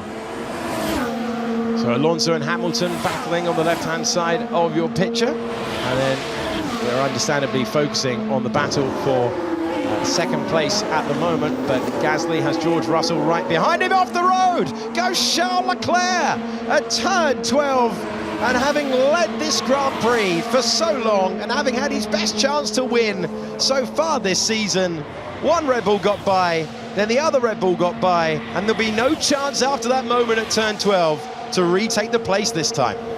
Well, I hope that the lockup wasn't sufficient to cause a flat spot, because that would be a major issue given the length of the straights and the high-speed nature. So on board, oh, just not enough front axle grip there, and he's been brave on the brakes, but on this occasion just a bit wide on turn-in. That combined entry once again just catches you out, and when you're in that position, you know, Charles looking into his mirrors as much as he is out the front of his car. He's trying to determine where Checo's a little bit faster than he is, where maybe he's pulling out a bit of an advantage, and sometimes it just takes that momentary lapse in conversation. And when I mean momentary, I mean fractions of a second too late on the brakes as Piastri finally coming in to get that tire change done, and he'll have now a nice fresh set to try to carve through a few cars in these final laps. So they left him out there in the hope of a virtual safety car or full safety car driven by Bert Mailander, but it didn't appear. And Piastri, that was a 1.9 second stop, by the way. That is absolutely rapid. We've only seen one faster than that all season long, and that was from McLaren as well. What a turnaround they've had. And Albon battling Piastri. Piastri's going to try and fight his way back into the points. Piastri earlier on starting from down in 18th position. Timing of the safety car absolutely crucial. Here's George Russell on the radio. George, we are still playing before. Toto Wolff, there was a time where you never heard him on the radio, but trying to motivate his driver, saying there's still an opportunity. Russell 2 seconds away from Stroll, and Esteban Ocon will be buoyant if he's able to claim that place by the end. Here's the other Alpine though, coming under pressure. Man, that is quick down the straight as they build up to 200 miles an hour plus under braking, and Fernando Alonso moves up to 8th position, gets past Pierre Gasly, but he went deep, DC. Yeah, he did. Luckily, in that particular sequence of corners, there was enough racetrack for him to get away with it, and wheel-to-wheel action here. This is so quick through 17. That is unbelievably brave. We've been waiting to see 2 drivers go wheel-to-wheel through there. It was around the outside earlier on for Lewis Hamilton. Down the inside this time. Huge speed, huge commitment, and 9th place. This is Grand Prix of the season. Easily. At such a difficult place as a driver where Pierre Gasly was. He had a little bit of an advantage in terms of car placement front to back on Lewis Hamilton, but through this flat-out turn 17, you've never been wide. You have no idea what the grip level is. How brave do you want to be? Because if it goes wrong in that corner, it's going to go real wrong. And you heard Hamilton have to lift off the throttle a little bit. He was pedaling through there, both drivers doing what they could, but man, a lot of side-by-side action so far tonight. Well, what a Grand Prix this has been. We are sending DC to go and interview the winners. It is James Hinchcliffe and I'm Alex Jakes talking you through the final laps of the Las Vegas Grand Prix, the first one held here since 1982. And with all due respect to the car park at Caesars Palace, they never put on anything like this. It has been overtake after overtake after overtake. 5 to go, Charles Leclerc 0.6 of a second away from Sergio Pérez. And our 2 former race leaders might not have the measure of Verstappen today, but they're going to put on a late battle for the 2nd step on the podium. It's been such a back and forth flow. There just seems to be one lap to the next, at least one 4-lap stint to the next. The advantage keeps bouncing back and forth between the Ferrari and the Red Bull as Lewis Hamilton now looking, trying to get by Fernando Alonso. A few more points on the board if he can get it done over the next few laps. Sergio Pérez is going to seal the runners-up spot in the Drivers' World Championship as long as he doesn't collide here and Hamilton's able to improve, but Hamilton had to outscore him by 6 points today. That won't happen. It means for the first time in Red Bull history, they will be 1 and 2 in the Drivers' Championship. It means as well they are Constructors' Champions of the world, their first ever clean sweep for the team that came to life back in 2005. Yeah, to do it with a 1-2 finish in the Grand Prix as well would just be such a result here in the very first Grand Prix in Las Vegas. It's gonna be a celebration tonight if it finishes as they run for the Red Bull squad. Everything's been thrown at Max Verstappen today. Penalties, near contact, actual contact, damage. But he's pulled it off, as he does. He just finds a way to win. That is what's so impressive about Max Verstappen. Piastri on the medium tyre, unable to put the pressure on Pierre Gasly for the final point at the moment. Further up, though, this is the battle for 8th place, and this is Lewis Hamilton up against his old sparring partner, Fernando Alonso, and that move is made early on. No contest into turn 14. Hamilton up to 8th place. And then it's Sainz, Russell and Stroll. I think we're going to get a battle between Stroll and Russell for 5th place in a few moments' time, because Russell's right on the cusp of DRS there. This is the battle for 2nd place in the Grand Prix. We have a yellow flag out in the 3rd sector of the racetrack. Just looking to see whether we can see why. That is why. And off the road goes Hülkenberg, and he's pulled far enough clear. Wondered whether we were going to get a late safety car, but that is superb driving from Hülkenberg to just find a position off the road. His Grand Prix comes to an end at the escape road of turn 14. We're on board with Charles Leclerc, whose run of not converting a pole position is going to continue, but he will take a lot of heart from that opening stint. Then the timing of the safety car, and then when he got back past Sergio Pérez, you thought, wow, game on now. But Max Verstappen's had an answer to both of them once again, Hinch. He has. Again, you can't phase him. You know, he had near contact in the first corner, contact with George Russell later, the penalty. It's just every single time a roadblock is put in front of them, they just find a way around it. Made passes on track, some great racecraft. And these two, though, Checo and Charles still going at it. This final step on the podium is not decided. The 2nd step on the podium is not certain yet. You see that graphic for your overtake award. Good luck. good luck picking one to vote for in the plethora of incredible passes we have seen on track tonight around the streets of Las Vegas. It has been beyond Formula One's wildest dreams to put on a Grand Prix like this. So much hype, so much conversation, so many marketing events, an opening ceremony before we got going. But the most important thing by far is what we see when the Grand Prix begins, when the 5 red lights go out, and what we've seen today has been truly special stuff. Sergio Pérez looking to return to the podium here. Second closest margin in Formula One history he missed out by. There's a slipstreaming race in Monza years ago, which was closer. Bruce McLaren missed out, 1969.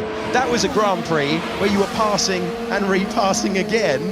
And then it was Sergio Pérez last time out in Sao Paulo, missing out by 0.5 of a second up against Fernando Alonso. And we thought that was good.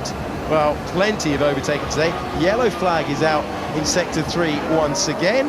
And it's Yuki Tsunoda who is going slowly and finding the exit to park up near Hulkenberg. He'd reported a problem with the gearbox. And we see Russell now on the small box making a pass attempt. Is he going to get it done? Is he going to get it done to turn 14? Can Stroll fight back? We're on board with George Russell, who now has 5th position, so he gets that move complete. As we go on to the penultimate lap of the Las Vegas Grand Prix, 2nd place still in the balance, and George Russell will be going all in now, trying to put the pressure on Esteban Ocon. He's got about 6 miles to do so as he tries to fight his way by. Looks like a good first sector for Charles Leclerc, who is surely going to go all in here. It's going to be a big ask. It's a tall order, but we've seen some last lap heroics very recently in Formula One. Just thinking back to Brazil with Checo and Fernando. Checo's going to be thinking about that. He just missed out a few weeks ago. He's not going to want a repeat of a last lap lapse in judgment. Bad car placement into turn 1 there is kind of what gave Fernando that opportunity. He's got to be picture perfect here because Leclerc is right on his gearbox. This is such a difficult position as a driver. There was a little bit of pain, I think. I think Leclerc got all the way up to the wall and just clipped it coming out of turn 12, trying so hard to catch the Red Bull. Bieber's got the flag as Leclerc got the move. As he heads down, DRS open. This is going to give us a real indication, perhaps not for this lap, but maybe for the last one, which we're heading to. That's close. I think he'll be encouraged by that. He's going to have to throw it all in. If we could keep the gap to Checo behind at 2.5 seconds, maybe help to tow him along, might be useful. The gap is now 3.4 seconds, so make of that what you will. We're on to the final lap in Las Vegas. Max Verstappen on his way to 18 Grand Prix wins in the season. Charles Leclerc trying to chase Checo home and pass him on the last tour. Way wide in turn 1 from Leclerc. He just doing everything he can to try to catch that Red Bull, but overshot it, gave Checo a little bit of breathing room for that DRS zone down into turn 5. Advantage, I think, to Checo, who did his personal best first sector of the entire Grand Prix, and now it needs a lock-up. The checkered flag is illuminated around the last lap. It is waiting on the main straight, and there you go. He has dropped back. He has dropped back to play the team game there. Max Verstappen, 2.1 seconds, asked by the team to do that.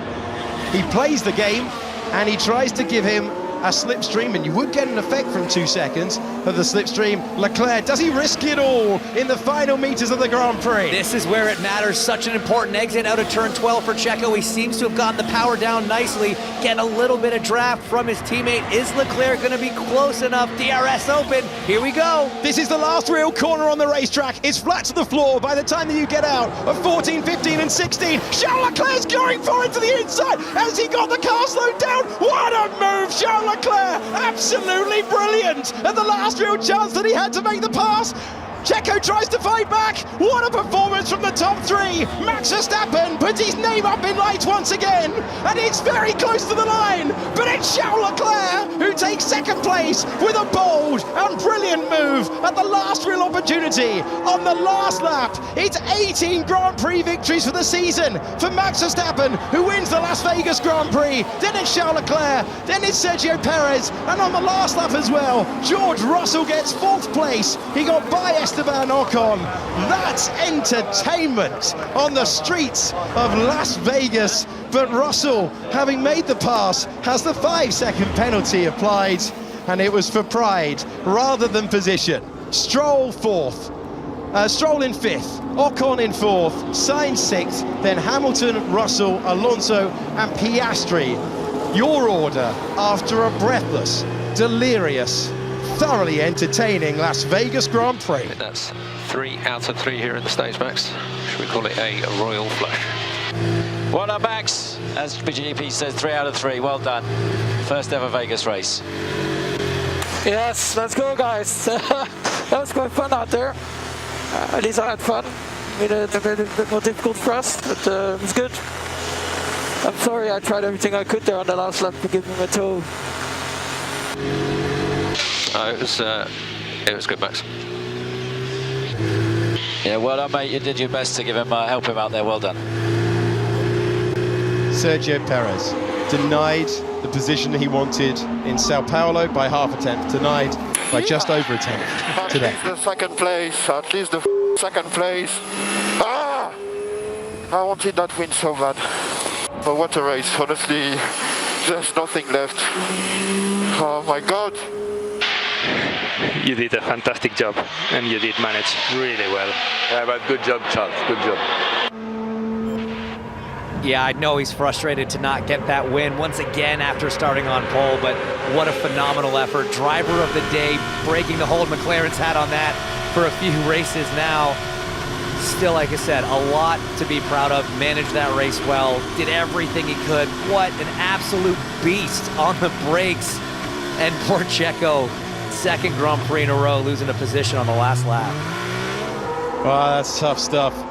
But it did seem the lap before, he got very close under braking. I think that gave him the confidence to make the pass. Here's the race winner. Viva Las Vegas! Viva Las Vegas! I thought you enjoyed that, mate. Well done. That's the sound of a man changing his tune. I was just gonna say, he seems to have a slightly different opinion of the place than he did about 2 hours ago. But let's take another look at this on board. From so far back, once again, he didn't pull out of the draft of that Red Bull until they were already on the brakes. So when you're in Checo's position, you take a quick look to your left-hand side mirror right before you hit the brake pedal to see if the car is pulled out, how far back there. You're trying to make that judgment call.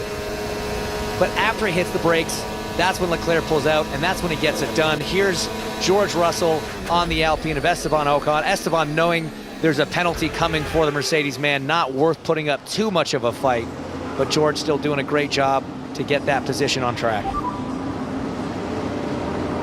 Into the pit lane, please, Max. Or should I call you Elvis? No, don't do that. I mean, he's got the suit. The suit comes with the belt buckle, and there's going to be some fun post-race activities here in Vegas. They've done everything a little bit over the top, and I think podium celebration and everything after will be just in line with that, won't it? What a spectacle. Thank you very much to the top three. Certainly all shook up after that. I'll stop. But it has been an absolutely shoddy start. No escaping that in practice. A sensational finish. Max Verstappen, well, I'm not sure he rated the racetrack much before the 5 red lights went out, but he had to work so hard to claim one of his sweetest Grand Prix victories of the season. And dressed in the Elvis suit, he has put it all together, brilliantly so. Charles Leclerc did his personal best of the Grand Prix on the last lap as well, and we just had entertainment all the way through there. I think we expected it to be a really interesting street circuit, but not on that level. In the end, the top three separated by 2.2 seconds. Verstappen did slow down by about 2 seconds on the last lap, but they all led the Grand Prix at some point. They all put it together and looked, at one stage, it looked for all the world like it was going to be Leclerc's day by quite a margin. Then it looked like the timing of the safety car had swung it towards Perez, and we got suckered in Hinch. Of course Max was going to win. Of course. I don't want to say it was a foregone conclusion, but there's just nothing that he can't overcome. Oscar Piastri getting up into 10th and taking the fastest lap, so the bonus point counts there for the McLaren man. Got to be happy with that after where he started and the issues he had on the day. But again, Verstappen just absolutely clinical in what he did, and a win like that, Alex, it does mean more to the driver. It does feel better when you had to work that hard for it. First it was the penalty, then the contact, making those passes on track, rather than starting from pole and winning by 30 seconds. That's fun, don't get me wrong, but when you really have to fight for it, that's racing. That's what these guys want to do. They want to race each other,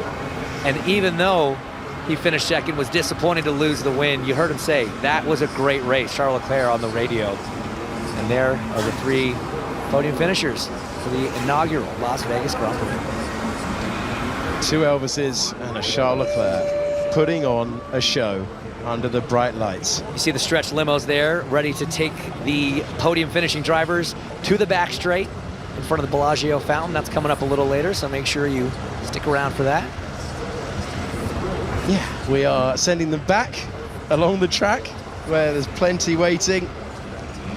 And wow, that is something to behold. Stories up and down the order. Oscar Piastri got the bonus point for fastest lap. Fernando Alonso, great battling all the way through. George Russell with that 5-second penalty. Dropped down after a great pass for fourth on the road. Lewis Hamilton battling to fifth. And then Carlos Sainz recovering well, considering he was facing the wrong way at turn one on lap one. Lance Stroll, they did brilliantly at Aston Martin. I want to underline this, to get him off the soft tyre under that virtual safety car. That gave him the opportunity to take advantage of another safety car when he did, and that's a strong fifth place in back-to-back races for him. Yeah, great execution. Like I went like this and he drove into, he just drove into. You didn't lose any from that? Yeah. But when the safety car was there, we didn't want to change the whole front wing, I would lose a lot of time. Did you both stop on the safety car? Well, yeah, I stopped again, yeah. So my times were like 5 laps younger than yours. Yeah. You were generally a bit more quick on the hard than or the medium, my fronts. You grained on the medium? Yeah. Completely. You didn't. We were really good on mediums. You had a lot of rotation. I just lost my front. I lost my front wing in at the start. There was no mess, and then I think both just broke, and I went on the hill. I didn't even realize. Where were you starting? You didn't think we'd deny you the podcast, did you? You don't want to hear us at that point. I love hearing drivers come and debrief with each other on how their days went. You see Charles questioning, hey, what did you guys do under safety car there? What was your strategy? Did we do this right? Exactly, and that's what happened to us. So once it must be by the end over there. So this is where I went. But I couldn't pull away from you. The DRS was, like, as soon as I broke the DRS, it was fine, but in the beginning, What was the Ferrari? And you can see where are we going? To the line. We go straight to the nightclub. Skip everything. See you tomorrow, everyone. Or not. We end up missing. Did you have any ghost of win? Turn one was tricky. There was one occasion where we, Charles went straight and I went straight like complete, like I felt it like pushing me. Where was that? Into turn one. Yeah, turn one was tricky. And turn 12. When you locked up Charles, there was a ghost of wind. I don't know, but I nearly went in the wall. I saw you. You had also one solo coming 12 when you were in front of me. Yeah. It's a tricky corner that one. All of the drivers were in front of the crowd over the weekend. I thought it was a nice race actually. I mean, it was quite fun. Like with the DRS, you can stay there. And what position were you at the restart? I was no. So you guys were P1, P2. Then it was the Alpines. McLaren and then Alpine. I was P5. Oh yeah, they were on used. Yeah. Yeah. Where's the I have no clue. I guess here. It's here. No one likes the middle seat. Again, if you're the winner, you don't mind the middle seat. It's a short trip to the Bellagio. That had all the vibes of a stag do where not everyone knew each other. Thank goodness they didn't run into each other in those amazing battles that we saw time and time again. Otherwise, did we have 3 cars ready parked on the grid? Because we might have needed them. No, that's the best part. The camera's in there. You force the 3 drivers together. In fact, they got along too well. But it's so funny. That's the exact same conversation you have after getting out of a 30-lap go-kart race. I mean, it does not change. It's those 2 of those 3 raced against each other in go-karts and have had that exact conversation. It's so funny to think that no matter what level of the sport you're on and you're competing in, the fundamentals don't change. Drivers are drivers. Those conversations post-race are always going to be so similar, and it's awesome. It's interesting to hear drivers have that recall. You know, where were you restarting at that restart? Who were you behind? You know, Max was able to tell him which cars were in front. There's a lot of information you're gathering as a driver. A lot of inputs are coming in. And sometimes it's tough to actually remember certain elements of the race, certain portions of the race. But the greats can have that incredible recall. And obviously, Max is one of those. Amazing pictures and a Grand Prix to match. So pleased that we got some brilliant wheel-to-wheel racing all the way through. And that does recall the old slipstreaming races that we used to see in the 60s and 70s at Monza, where you could pass, you would repass. It was all about the tactical moment. The key message on the radio is that you're going to have to work hard to break the toe. That you haven't heard too many times. We sent DC out about 15 minutes ago. He's now going to speak to an epic top 3 who provided us with so much entertainment. Sergio Pérez, that was an incredible battle, incredible race. You picked up some damage at the beginning of the Grand Prix, but the safety car brought you back into it. Take us through your race and, of course, that incredible battle with Charles Leclerc. Yeah, it was. It started really difficult with a lot of damage. Initially, we broke the front wing, so we basically went all the way to the back of the grid, and then progressively we were picking one by one, and things were going well. We had a really strong pace on that first stint, so we put back ourselves in the contention, and then with the safety car that brought us into the race, I overtook Charles, but I couldn't pull away from him. I was just carrying a little bit too much wing in my car, so my straight line speed was a little bit down, and I just couldn't pull away from him. And then Max came. He passed us both. With Charles, he went straight, and it was quite difficult out there with the gust of wind that we had a few times. I ended up locking a few times, but luckily we kept it on track. And then there in the end with Charles, I wasn't expecting him. He was 0.7, but then the braking zone he was there. So well done to him and to Max. Overall, a very exciting Grand Prix for us to watch in commentary. This is one for you to watch back. Are you giving this one a tick? Las Vegas, it really delivered some good racing. Yeah, I think it did, you know, because it was good for racing. It was not easy to basically pull away from the people behind, and it's like a little bit like Baku being the lead car makes life a little bit harder for you out there, so I think it did deliver. Checo, thank you very much for that. Congratulations on your 3rd place. And now our 2nd place finisher, Charles. What a weekend. Another fantastic pole position. Well, where do we start? At the start, we saw a very close battle with yourself and Max. We know Max got the 5-second penalty for that. And then there's an amazing comeback right at the very end. I mean, what a race. Honestly, I enjoyed it so much. I'm of course disappointed to only finish second, but at the end, that was the best we could do. At the start, it was very tricky because I think Max on the inside lost a little bit the grip and brought me on the outside. But then we had the pace, we passed him back, and we were really strong overall. So that was a really good race. We got a bit unlucky with the safety car. We didn't pit because we didn't know what the others will do, and we went for track position and keeping that first place. And that was difficult with the older tires towards the end, but second place with a lot of fights. Honestly, I enjoyed it. We didn't know coming into this first Grand Prix in Las Vegas just how good the racing would be. The answer is the racing was absolutely brilliant. It was brilliant entertainment from beginning to end, and to get that repass to get second place on the final lap, it was non-stop adrenaline. Yeah, no, again, I really enjoyed it, and I think we needed it. Of course, the weekend didn't start the way it had to start, but I'm so happy that it ended that way. It's such an incredible sport, and I think today is the... I mean, there was no better race for a first race in Vegas. The energy around the city is incredible, and yeah, just really, really happy with... I mean, at least I really enjoyed today. And finally, just a quick message for all the fans around the streets here, having a Ferrari on pole and then having a podium.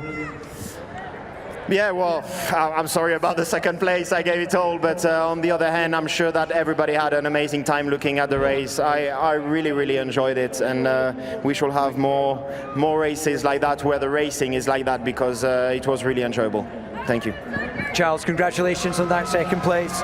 And finally, ladies and gentlemen, our winner, taking his 53rd victory, his 18th this season, and his 6th straight victory in America. Max, what a season you're having, but you had to work very hard for that one. Yeah, it was a tough one. I mean, I tried to go for it at the start, but yeah, I think we both braked quite late, and then I just ran out of grip, and we ended up a bit wide, so the stewards gave me a penalty for that. And then, of course, that put us a little bit on the back foot. I had to pass quite a few cars, and of course a safety car again, so at that point already was a lot going on in the race. And then, yeah, once we had the matches to the end, you know, we can go flat out. I had to pass a few cars to get into the battle with them, but then you could clearly see with the DRS around here, it was very powerful. So even when you would take the lead, if the guy behind would stay in the DRS, he would still have an opportunity to come back at you, which I think created quite a lot of good racing here today. So it was definitely a lot of fun. Yeah, the racing was exceptional, and it was close at times as well. We saw the contact there with George Russell. Your front wing end plate was damaged. Did that affect the balance of the car? Did they do an offset at your final pit stop to compensate for that? I think we were happy not to touch it because it looked already quite, broken. Of course, the structure was fine, but it's never ideal. Let's say like that. There was always a bit more understeer in the car, but luckily, we could still win the race.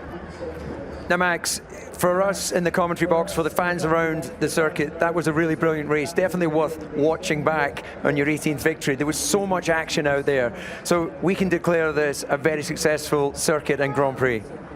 Yeah, it was a lot of fun there. Like I said, with the DRS as well, that helped a lot for very good racing here. Also, I think the low degradation with the tarmac here, you could really push on the tires, which I think was good. So yeah, like I said, it was a lot of fun out there. And finally, Max, just quickly, a message to our American fans here in Las Vegas. Yeah, great crowd. I mean, I hope everyone enjoyed it a bit. We definitely did. So yeah, already excited to come back here next year and hopefully try to do something similar. Okay, well, Max, congratulations on that victory. And to our top three drivers, it wouldn't be Las Vegas, it wouldn't be the Bellagio if we weren't treated to a little water and light show. So we'll count down to the fountains. Congratulations on the top three, and thank you, Las Vegas, for this fantastic Grand Prix.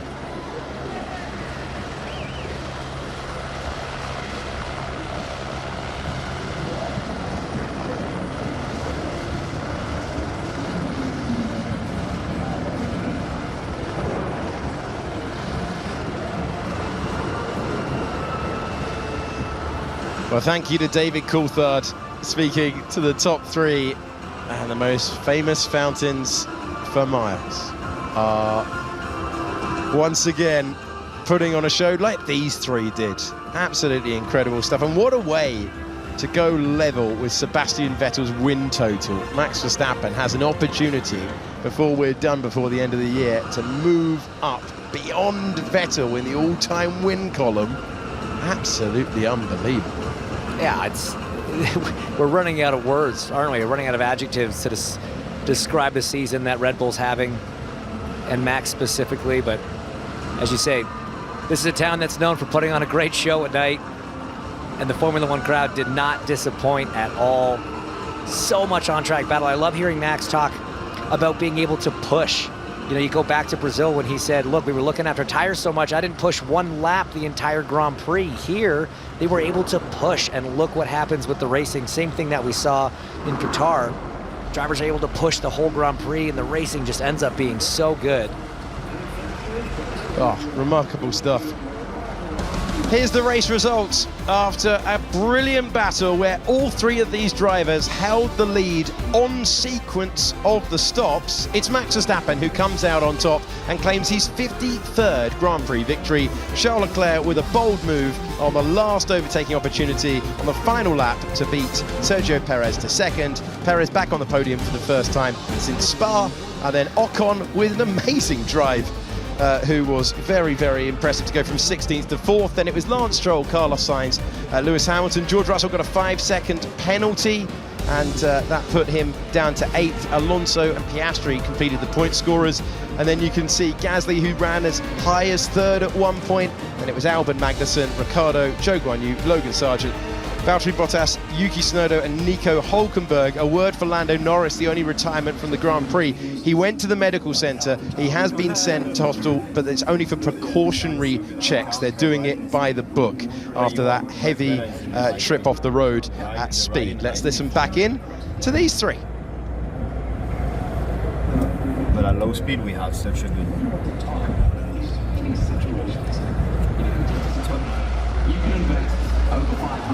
I wonder if we'll journey back to the limo of awkward conversation in a few moments' time, perhaps, maybe. I don't know why you think it's so awkward. I think it's very normal post-race chat amongst drivers. Well, you have been there. Yeah, I am but a humble broadcaster. Well, I guess I regret to inform you that's about as exciting as it gets in post-race chat between drivers.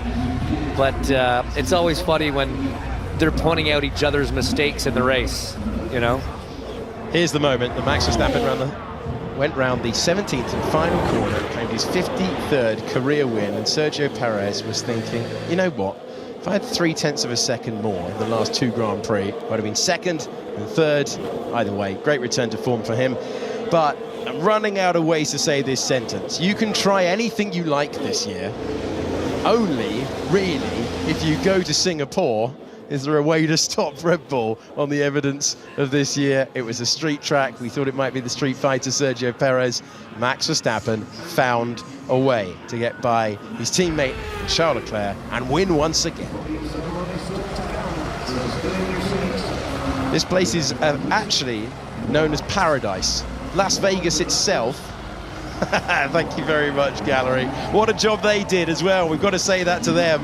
How many passes did we bring you on F1 TV tonight? What a fantastic job for those on site and back at the Media and Technology Centre at Biggin Hill. And I want to say thanks to everyone who's put this Grand Prix together, because there were some extraordinary efforts put in. The amount of circuit workers, the amount of logistics to go racing on one of the most famous miles in the world is absolutely mind-blowing. And when we get a Grand Prix like that, Hinch, worth every moment. Worth every moment, worth every penny. We know it's a huge investment in this facility, in this race. The city getting behind it. The fans turned up. Every day the crowd increased quite a bit. Today was absolutely packed.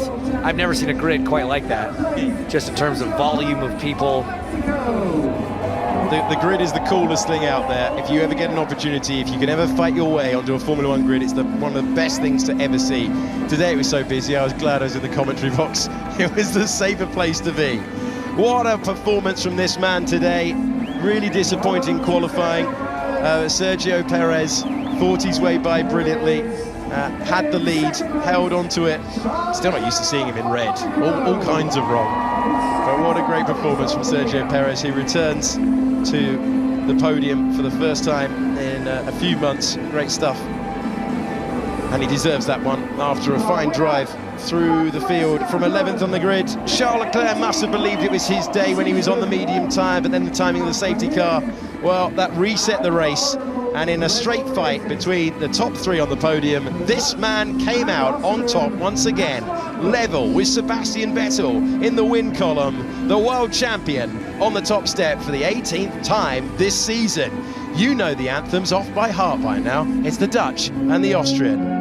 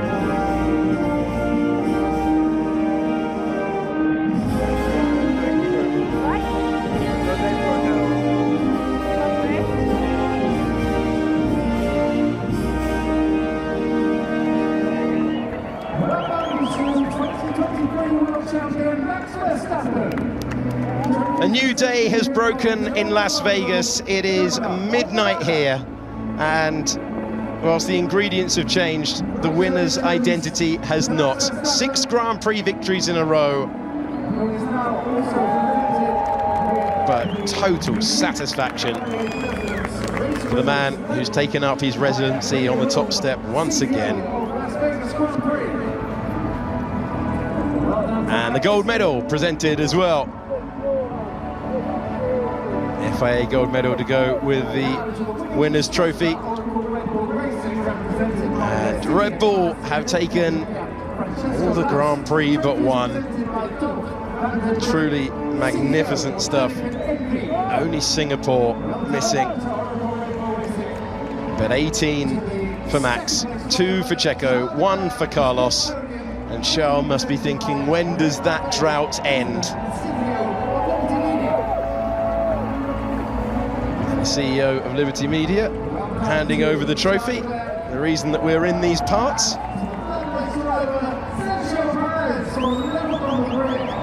And here's a man who always carries support no matter where in the world we are, or no matter where in the world you are. I know so many of you cheer for Checo. And he's back on the podium. The driver who will officially finish runner-up, back on the podium for the first time since Monza. Great result for Sergio Pérez, the second best driver in the world. When you look at the championship standings, no doubting the identity of the first. It was Leclerc's race for the first third. It then looked like it was a Checo resurgence, and he was trying to drive his way through the chaos to the top step. But Max Verstappen, as we have seen so many times this year, finds a way. And under the brightest lights anywhere on earth, a roulette wheel of a Grand Prix sees the Dutchman triumph once again. And he knows where to go. And when this place puts on races like this. Maybe you do too. The strip hasn't seen action like that in years. And after 40 years, my word, was it worth the wait?